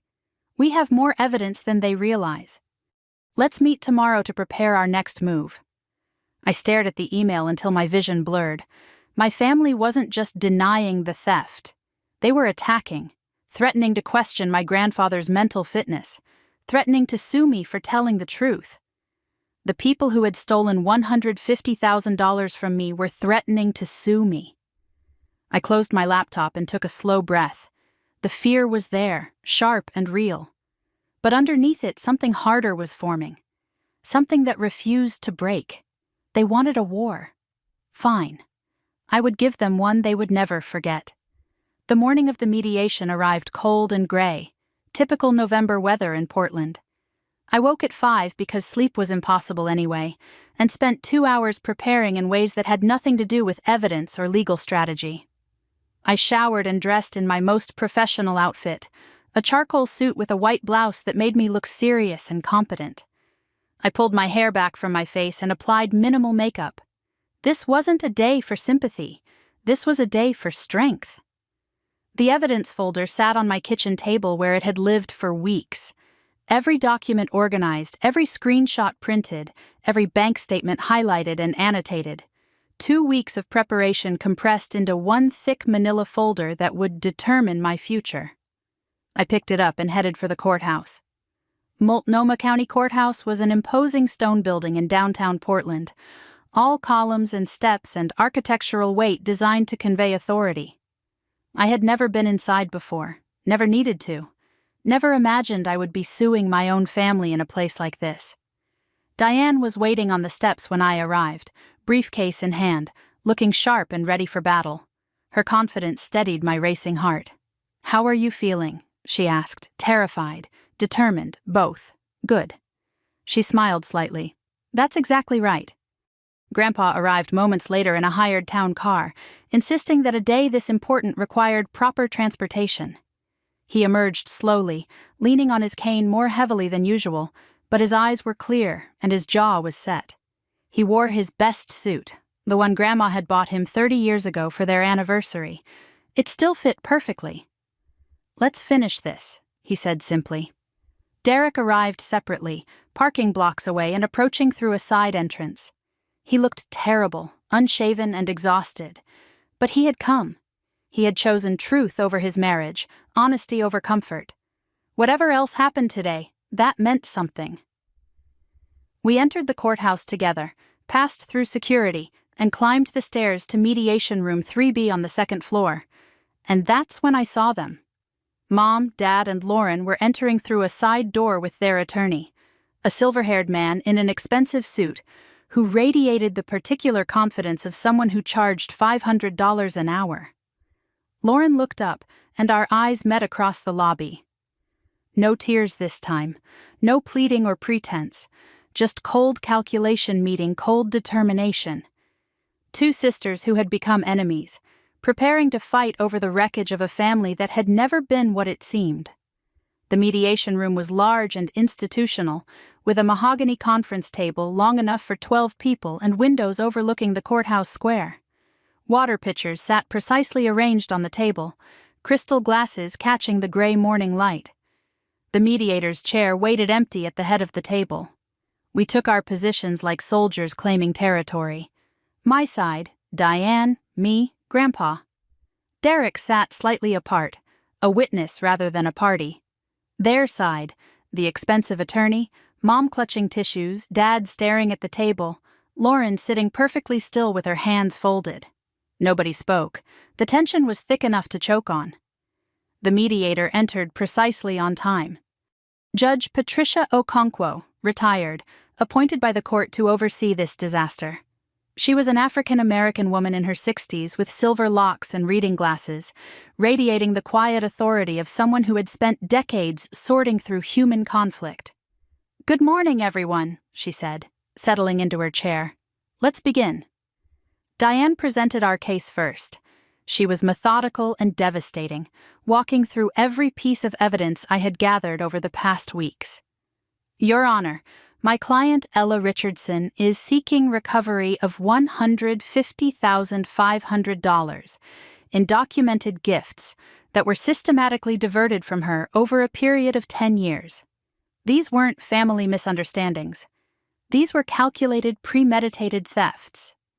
She laid out the exhibits one by one. The Mercedes, Grandpa's email requesting the car purchase, the bank transfer of $85,000, the DMV registration showing the vehicle in Lauren's name, the bill of sale proving they had sold it, the loan documents showing they had borrowed $30,000 against it before the sale. The college fund, a check for $20,000 that I never saw a penny of while I worked 2 jobs and accumulated $40,000 in student loans. The wedding money, $15,000 sent, $3,000 received, while Lauren threw a lavish celebration at a country club. And the pattern of communication, years of text messages between Lauren and Mom, planning the diversions, celebrating their success, discussing how to keep me ignorant. The room shifted as Diane spoke. Judge Okonkwo's expression grew increasingly grave. The family's attorney was scribbling furiously, his confidence visibly wavering. Mom had started crying silently, dabbing at her eyes with tissue after tissue. Dad's face had gone gray. Diane concluded with words that echoed through the room. "Your Honor, we have bank records. We have communications. We have a sworn witness willing to testify. This isn't speculation. This is documented financial fraud against my client. We are requesting full restitution of $150,500 plus interest." Judge Okonkwo turned to the family's side of the table. "Mr. Webb, your client's response?" The attorney cleared his throat, preparing to deliver the counterattack they had planned. But before he could speak, something unexpected happened. Dad's chair scraped back against the floor as he stood abruptly. "I need to say something." His attorney grabbed his arm. "Robert, I advise against speaking without consultation." Dad shook him off. "I don't care what you advise. I'm done." Mom's voice rose in panic. "Robert, sit down." "Patricia, no. Not this time." Dad met her eyes across the table, and something passed between them, decades of marriage compressed into a single look. Something has broken inside him. "I'm done lying." He turned to face the room, and when he spoke, his voice was tired and defeated and finally, devastatingly honest. "Everything Ella's lawyer said is true." The words fell like bombs. Mom sobbed louder. Lauren's composure shattered. The family's attorney dropped his pen. "The money for the Mercedes was meant for Ella," Dad continued. "We gave it to Lauren. The college fund was meant for Ella. Patricia redirected it. The wedding money was meant for Ella. I cashed the check myself and kept most of it." He took a shaky breath. "We told ourselves it was for the family, that we were just helping the daughter who needed it more. But we were lying. We were lying to my father. We were lying to Ella. We were lying to ourselves." Then he turned and looked directly at me, and I saw something in his eyes I had never seen before. Raw, unguarded shame. "I watched you struggle, Ella. I watched you work 2 jobs and ride that bicycle and live in that tiny apartment. And I knew we had taken your money. I told myself you were strong, that you'd be fine without it. But that was just an excuse, a coward's excuse for robbing my own daughter." His voice cracked. "I'm sorry, Ella. I'm so sorry." Lauren erupted from her seat. "Dad, stop! What are you doing? You're destroying us." "I'm telling the truth, Lauren. Something this family should have done years ago. You're ruining everything." Dad's voice hardened. "No, we ruined everything. when we decided Ella didn't matter. Mom was sobbing openly now, clutching the table edge like she might collapse. "Robert, please, we can still fix this. We can still make it right." "There's nothing to fix, Patricia. There's only what we owe." Judge Okonkwo held up her hand for silence. The room stilled instantly. She looked at the family's attorney with an expression that left no room for argument. "Mr. Webb, given your client's statement, do you wish to continue contesting these claims?" The attorney conferred quickly with Mom and Lauren. I could hear the frantic whispers, the panic in their voices. Lauren was hissing at her mother to do something, anything. Mom just kept crying and shaking her head. Finally, Webb stood, looking like a man whose entire strategy had just collapsed. "Your Honor, in light of these new developments, my clients request a brief recess to discuss revised positions." "Denied." Judge Okonkwo's voice was firm. "We're settling this today." The family's defense was in ruins. Dad had physically separated himself from their side, moving to an empty chair in the corner of the room. He was no longer part of their team. The united front they had presented for weeks had shattered publicly and irreparably. Lauren made one last, desperate attempt. "This is insane, Ella. We're sisters. How can you do this to your own family?" "I'm not doing anything," I replied, surprised by the steadiness of my own voice. "I'm just stopping what you've been doing for 10 years. I was desperate. You don't understand what it's like to be me. I understand perfectly. You decided I didn't deserve what was mine. You decided that every time. And Mom and Dad helped you." Mom reached toward me with trembling hands. "Sweetheart, please, we love you." I looked at her. This woman who had raised me, who had kissed my scraped knees and made my birthday cakes and told me she was proud of me. This woman who had also stolen from me for a decade, who had watched me struggle and done nothing, who had lied to my grandfather and used his love as a personal ATM. "You have a strange way of showing it," I said. Judge Okonkwo brought us back to the matter at hand. "Given the evidence and Mr. Richardson's statement, I strongly recommend your clients accept a settlement. Otherwise, this will proceed to trial. And based on what I've seen today, the outcome will not be in your favor." Diane presented the terms.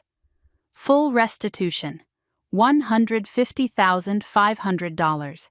Interest at 6% over the theft period, additional $27,090.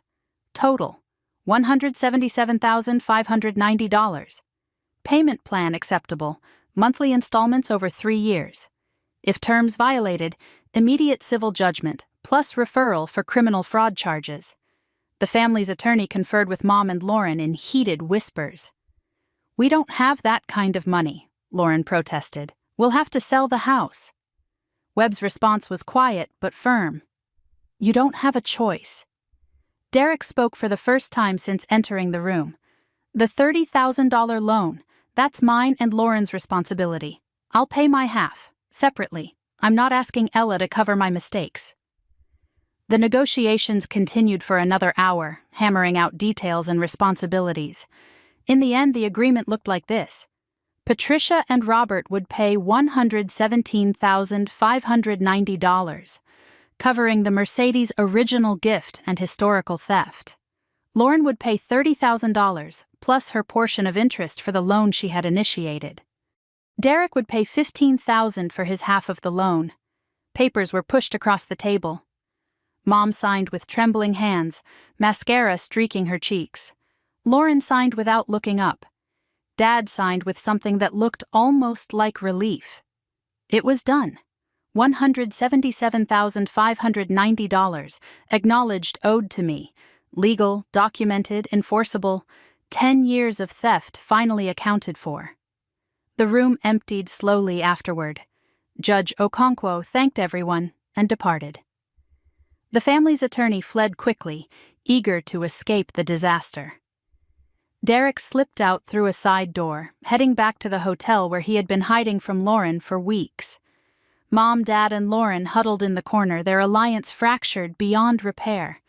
Grandpa found me by the windows. His eyes were wet but clear. "You did it, sweetheart. You stood up for yourself." "We did it, Grandpa," No, this was you. I just provided the evidence. He took my hands in his weathered ones.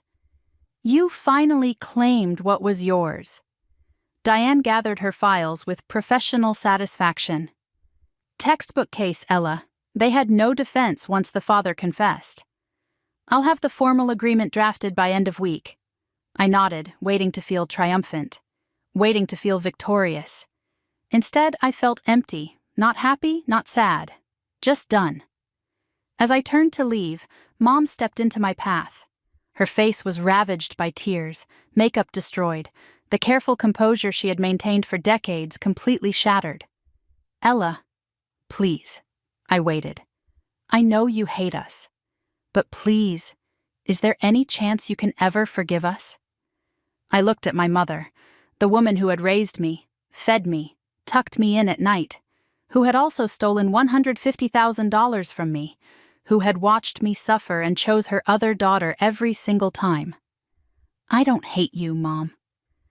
Her face lifted with desperate hope. But I don't trust you, and I don't know if I ever will again.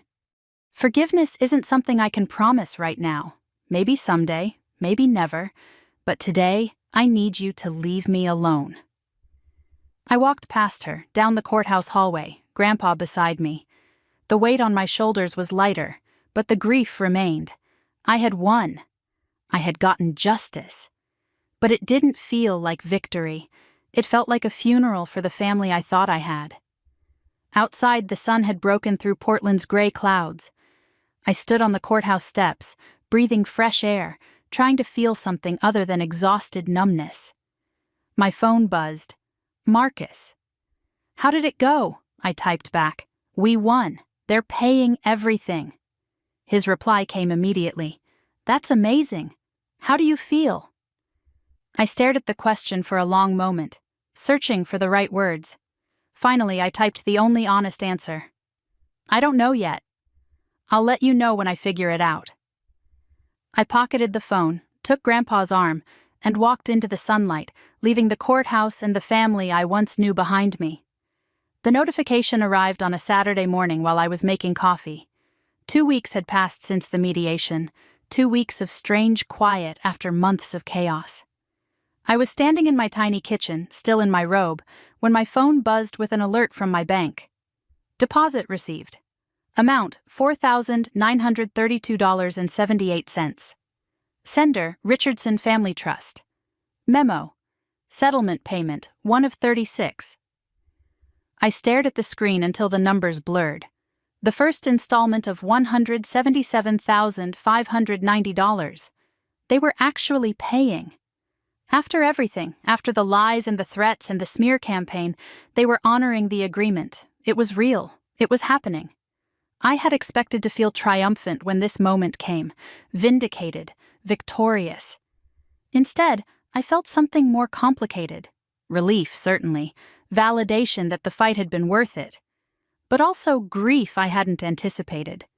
Every payment would be a reminder of what my family had done. Every deposit a monument to betrayal. I set down my coffee and sat at my kitchen table, the same table that had been covered with evidence folders for weeks. The folders were filed away now, stored in a closet where I didn't have to look at them every day. The surface was clean and empty, waiting for a new chapter. My phone buzzed again. A text from Grandpa. Did you receive it? I typed back slowly. Yes. It's real. His reply came immediately. It was always real. They just finally admitted it. I drove to Lake Oswego later that morning to see him in person. The settlement felt too significant for a phone conversation. The road was familiar now, every turn carrying memories both old and new. The coffee shop where Grandpa used to buy me hot chocolate. The park where he taught me to ride a bike. The neighborhood where his house sat waiting, unchanged through all the chaos. But when I pulled into his driveway, something felt different. The porch light was off. The newspapers were collected. The garden looked tended. Grandpa emerged onto the porch before I even parked, and he looked better than he had in weeks. Color in his cheeks, steadiness in his step, something had shifted. He pulled me into a hug the moment I reached him. How does it feel, sweetheart? Complicated. He released me and studied my face with knowing eyes. It should feel complicated. This was never just about money. Inside, we sat in his living room with fresh tea, and I told him about the deposit notification, about seeing that number in my account and feeling everything and nothing at the same time. About the strange emptiness that had settled over me since the mediation. Grandpa listened without interrupting, nodding occasionally, letting me work through my own thoughts out loud. When I finished, he set down his teacup. "There's something I need to tell you. Your father called me yesterday. I went very still." "What did he say?" "He apologized. To me, specifically. For using my money, for lying, for all of it. He asked if I could ever forgive him." The news hit me strangely. Dad had broken from the family at the mediation. He had confessed everything publicly, destroying whatever alliance remained between him and Mom and Lauren. But I hadn't known he was reaching out to Grandpa separately. "I told him forgiveness would take time," Grandpa continued. "I told him actions matter more than words now." He said he understood. He paused, watching my reaction carefully. "He also asked about you, wanted to know if you'd be willing to talk to him, separately from your mother and Lauren, just the two of you." The request hung in the air between us. Dad wanted to rebuild, not as part of the family unit that had wronged me, but as an individual acknowledging his individual guilt. "I don't know if I'm ready for that," I said slowly. "You don't have to decide now, but I thought you should know he's trying. He broke something at that mediation, Ella. He knows that. The question is whether he's willing to help rebuild it." I considered what Grandpa was telling me. Dad had lost his marriage because he chose truth. He and Mom were separated now, heading toward divorce. He was living alone for the first time in 35 years, in a small apartment in Beaverton, facing the consequences of decades of complicity. It didn't erase what he had done, but it meant something. "I'll think about it," I told Grandpa. "More than think, maybe." He smiled slightly. "That's all I ask." After we finished our tea, I asked about the one person who hadn't contacted me since the mediation. Lauren. Complete silence for 2 weeks. No texts, no calls, no social media attacks. The smear campaign had stopped as suddenly as it began. Grandpa told me what he knew, which wasn't much. Derek had filed for divorce and moved out of state to stay with family. Lauren had moved back in with Mom temporarily while Dad was in his apartment. According to what Derek had heard through mutual friends, she was not doing well. But the details were vague, and I found I didn't want to know more. The strange thing was, I didn't miss her. I had expected to grieve the relationship, to mourn the sister I thought I had. Instead, I felt mostly nothing. As if Lauren had become a stranger long before I realized it. As if the fragile little sister had always been a performance I was the last to see through. I was getting ready to leave when my phone buzzed with a text from an unknown number. The preview made my breath catch. "Ella, it's Lauren. Please don't delete this. I need to tell you something." I opened the message with a mix of dread and curiosity. "I'm not asking for forgiveness.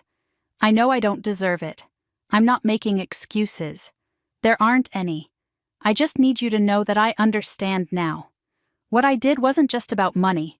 It was about seeing you as less than me, thinking I deserved more because I needed more. That was wrong, not just morally wrong, fundamentally wrong." The message continued. "You were never less. You were always more. More capable, more resilient, more real. And I punished you for it. I'm in therapy now, trying to understand why I became this person. I don't expect you to care. I don't expect anything. I just needed to say it. Even if you never respond. I'm sorry, Ella, for all of it." I read the message 3 times, searching for manipulation, looking for the angle. But it didn't sound like Lauren's usual performances. It sounded like honesty, raw and uncomfortable and possibly genuine. I didn't respond. Not yet. Maybe not ever. But I didn't delete it either. I saved it as evidence of something I hadn't expected. The possibility that Lauren might actually be capable of change. Later that afternoon, I met Marcus at our usual coffee shop. It had become a routine over the past weeks, these conversations that had nothing to do with marketing metrics or office politics, a space where I could process everything out loud with someone who listened without judgment. I told him about the first payment, about Grandpa's call with Dad, about Lauren's unexpected message. He listened the way he always did, present and patient, asking questions only when they would help me think more clearly. When I finished, he set down his coffee and studied me. "That's a lot for one day. It's been a lot for 1 year. How are you actually feeling? Not how you think you should feel. How you actually feel." I considered the question seriously, digging beneath the surface of my own emotions. Lighter, I admitted, but also sad. Is that weird? Not weird at all. You won. But winning meant losing your family, or at least the family you thought you had. It makes sense to grieve that, even while celebrating the justice. The insight clicked into place. I had been waiting to feel purely happy, waiting for the victory to be uncomplicated. But grief and relief could coexist. I could be glad I fought and sad about what I lost at the same time. "You know what I've noticed about you?" Marcus said. "What?" "You're different now, stronger, but also softer somehow." "Softer?" "Less guarded, more willing to let people in. The walls came down when you started fighting for yourself." He reached across the table and covered my hand with his briefly. "I'm proud of you, Ella. Whatever you decide about your family, forgiveness or boundaries or something in between, you've already done the hardest part." Something warm bloomed in my chest at his words. Not the desperate gratitude I had felt months ago when anyone showed me kindness. Something calmer, more certain, the recognition that I had found someone worthy of trust. That evening, Grandpa asked me to come by for dinner. He said he had something to give me, something that couldn't wait. His voice on the phone had carried a weight that made me curious and slightly nervous. The house felt different when I arrived, warmer than it had been during the crisis. Grandpa had been cooking again, the smell of roast chicken filling the kitchen. The newspapers were always collected now. The garden was recovering. He was healing too. After we ate, he led me to the living room and pulled out an envelope. "This isn't about the settlement," he said. "This is something separate, something I should have done years ago." He opened the envelope and removed something small and glittering. A gold necklace with a delicate sapphire pendant. Grandma's birthstone. I recognized it immediately from photographs. She had worn it in almost every picture I had ever seen of her. "When your grandmother died," Grandpa explained, "she left instructions about her jewelry. Most went to your mother. But this was specifically for you. She wanted you to have it when you turned 30. My 30th birthday had been 3 years ago. I had received a card from my parents and nothing else." "Your mother was supposed to give this to you," Grandpa continued. "She told me she did. But after everything that happened, I asked her directly. She admitted she gave it to Lauren instead, said Lauren appreciated jewelry more. Another theft, another redirection, but also a recovery, a restoration, something of Grandma's finally in my hands." I held the necklace carefully, the sapphire catching the lamplight. It was beautiful, delicate and precious and meant for me. "Your grandmother loved you, Ella. She saw you." Grandpa's voice was thick with emotion. "She told me once that girl is going to fight for herself someday." She was right. I clasped the necklace around my neck, feeling the cool weight of the pendant against my skin. A piece of the woman who had believed in me before anyone else. A connection that had been stolen and was now returned. I drove home as the sun set, touching the sapphire at my throat every few minutes to remind myself it was real. My tiny apartment waited for me, 400 square feet that had been my survival shelter for almost a year. But as I walked through the door, I saw it with new eyes. This place had served its purpose. It had been affordable when affordable was all that mattered, but I didn't have to settle anymore. The settlement payments would continue for 3 years. I could afford something bigger, something chosen instead of survived.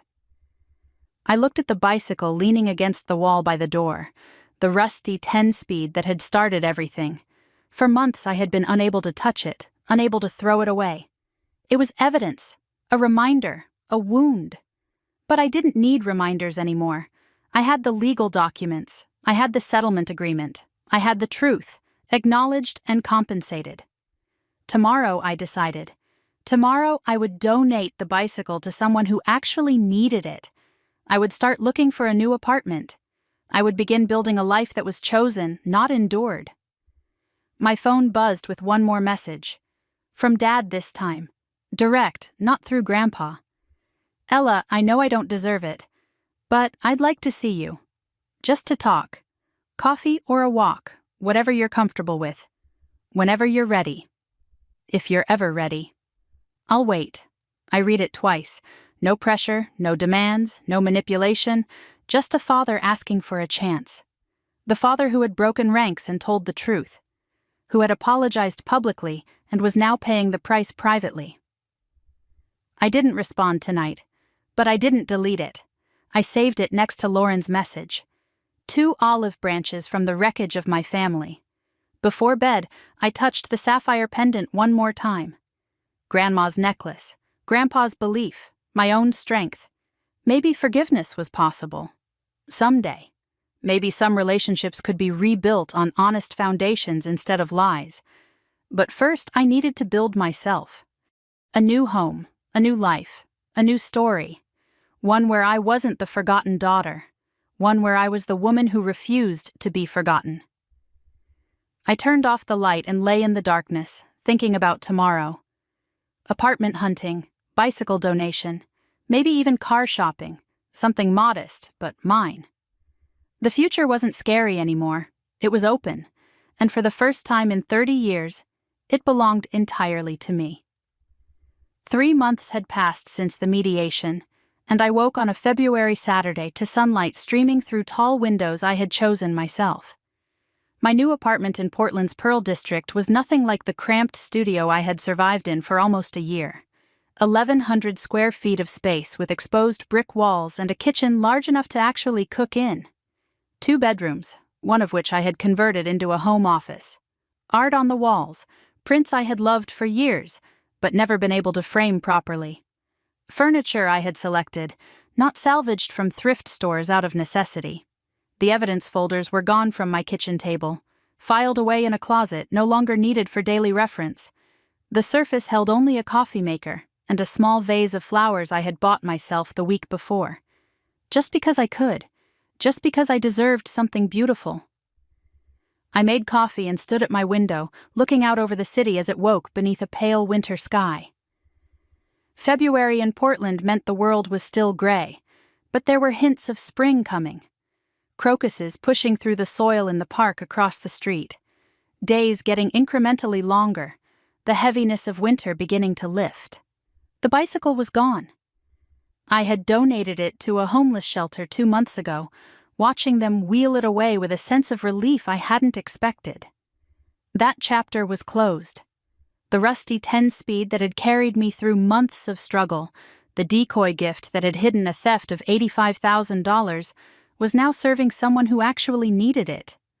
I touched the sapphire pendant at my throat, as I did every morning now. Grandma's necklace, finally where it belonged. A connection to love that had never been stolen, just delayed. My phone buzzed with a calendar reminder. 11 a.m., car pickup. I smiled at the notification and went to get dressed. The dealership was not Mercedes. I had considered it briefly, then decided against. Too many associations, too much baggage. Instead, I had chosen Honda. Practical, reliable. A car I had researched and selected entirely on my own terms. The salesman, young and eager and probably working on commission, tried to upsell me to a luxury package with leather seats and a premium sound system. I declined with a smile that felt foreign on my face. I know exactly what I need, I told him, and I meant it. The Honda Accord was deep blue, current year model, 4 doors with excellent safety ratings. Not flashy, not a statement piece, just a solid, dependable vehicle that would take me where I needed to go. I signed my name on the title and felt something shift in my chest. Ella Richardson. No intermediaries, no family trust, No one else's name, just mine. The keys were cold metal warming in my palm as I walked to the car. I remembered the dinner that had started everything, the bicycle, Grandpa's confusion, the revelation that had shattered my world. Now I was driving off a lot in a car I had chosen, bought with money I had fought for, going wherever I wanted. Tears pricked my eyes as I adjusted the mirrors. Not from sadness, from the overwhelming rightness of it all. I drove to Lake Oswego with the windows cracked despite the February chill, letting cold air fill my lungs. Grandpa wanted to see the car. He wanted to celebrate this moment, and I wanted him to be my first passenger. He was waiting on the porch when I pulled into his driveway, leaning on his cane but grinning like a child on Christmas morning. He walked around the car slowly, inspecting every detail, running his weathered hand along the hood. "Blue," he said. "Your grandmother's favorite color." "I know." He settled into the passenger seat with a contented sigh, and we drove around Lake Oswego together, windows still cracked, February sunlight pale but warming. He pointed out landmarks from his life. The park where he had proposed to Grandma 60 years ago. The hospital where my father had been born. The coffee shop where they used to meet for lunch every Wednesday until she got too sick. "How does it feel?" he asked as I navigated familiar streets. "Like freedom. Like I'm finally moving forward instead of just surviving. That's exactly what it should feel like." He patted my arm with a hand that shook slightly but held warmth and certainty. "I'm proud of you, sweetheart. So proud." We talked about the settlement over lunch at his kitchen table. 5 payments had arrived so far, all on time, totaling almost $25,000. At this rate, full restitution would be complete in under 3 years. "They were keeping their word," I said. Grandpa nodded slowly. "It's the minimum they can do. But yes, it's something." He told me about Dad's visits. They had been seeing each other weekly since the mediation, sitting on the porch and talking about everything and nothing. Mostly Dad apologized. Sometimes they just drank coffee and watched birds. "He's trying," Grandpa said, "really trying. I know, he's been texting me, asking if we can meet." "And will you?" I hesitated, the familiar conflict churning in my stomach. Dad had lost so much because he chose truth at the mediation. His marriage was effectively over. He was living alone for the first time in decades. He had broken from Mom and Lauren to stand with honesty, and that had cost him everything. It didn't erase 10 years of watching me struggle while he held the solution, but it meant something. "I think so," I said finally. "Soon, maybe." Grandpa smiled. "That's more than I expected." As I was leaving, he mentioned something that made me pause. "Your father isn't the only one who wants to see you. Marcus called me yesterday. Asked how you were doing." "Marcus called you?" He winked. "He seems like a good man." "Don't let him wait too long." I met Marcus at our usual coffee shop that afternoon, the small independent place that had become our neutral ground over the past months. We ordered our usual drinks and settled into our usual booth, but something felt different today. There was an electricity I hadn't noticed before, or maybe hadn't been ready to feel. He noticed the car immediately. "You drove here?" "I did." "Want to see it after?" "Absolutely. That's a big deal, Ella. It is. It really is." We talked about ordinary things for a while. Work updates, weekend plans, a hiking trail he wanted to explore when the weather warmed. Normal conversation, normal life. The gift of ordinary. Then Marcus set down his coffee and looked at me with an expression I couldn't quite read. "I have a confession." "A confession?" "I called your grandfather yesterday." I kept my face neutral. "I heard. I wanted his blessing." "His blessing for what?" He took a breath, and something in his eyes shifted from nervous to determined. "To ask you to dinner. We get dinner all the time. Not like this. Not as more than friends." The words hung in the air between us, charged with possibility. "I've been waiting," he continued, "giving you space, letting you heal. But I don't want to wait anymore. Ella Richardson, will you go on a real date with me?" My heart didn't race with anxiety. It swelled with something warmer, steadier. This man had seen me at my lowest. He had listened without judging, supported without expecting anything in return. He wasn't family, and maybe that was exactly why I trusted him. "Yes," I said. Simple and clear, no hesitation. His smile could have lit the whole coffee shop. "Friday, 7 o'clock, I'll pick you up." "You know where I live?" "I do. Nice neighborhood, by the way." We both laughed, and something new began.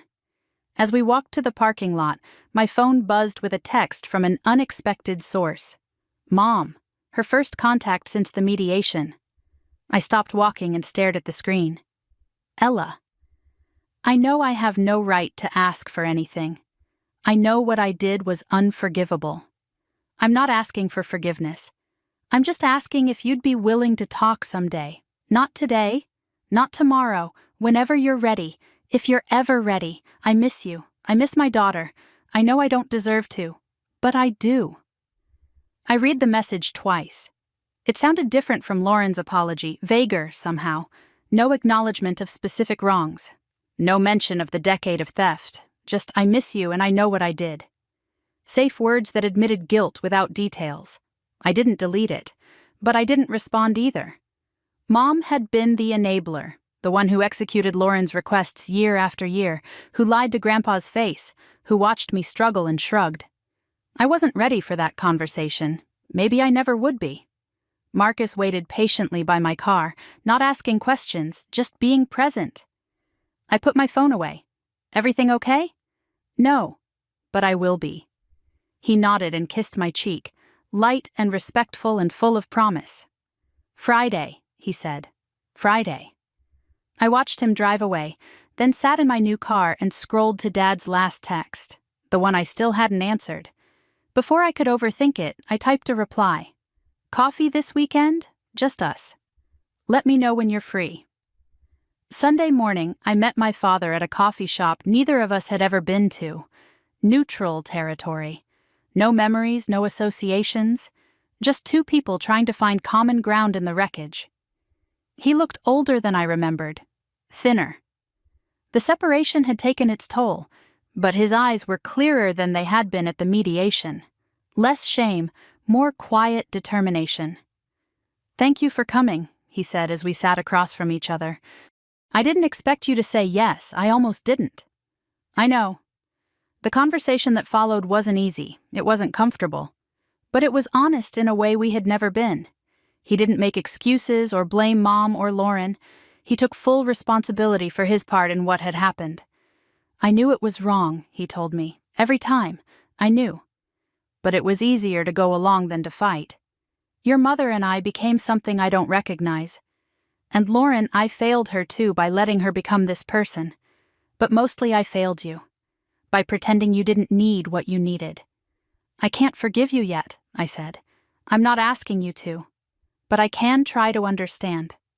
Maybe. That's more than I deserve." We finished our coffee and he asked if he could call sometimes. I said yes, within limits. We weren't healed, but we were talking. And that was the first step. That evening, I stood at my apartment window and watched the sun set over Portland. The city lights began to twinkle below, and I took stock of everything that had changed.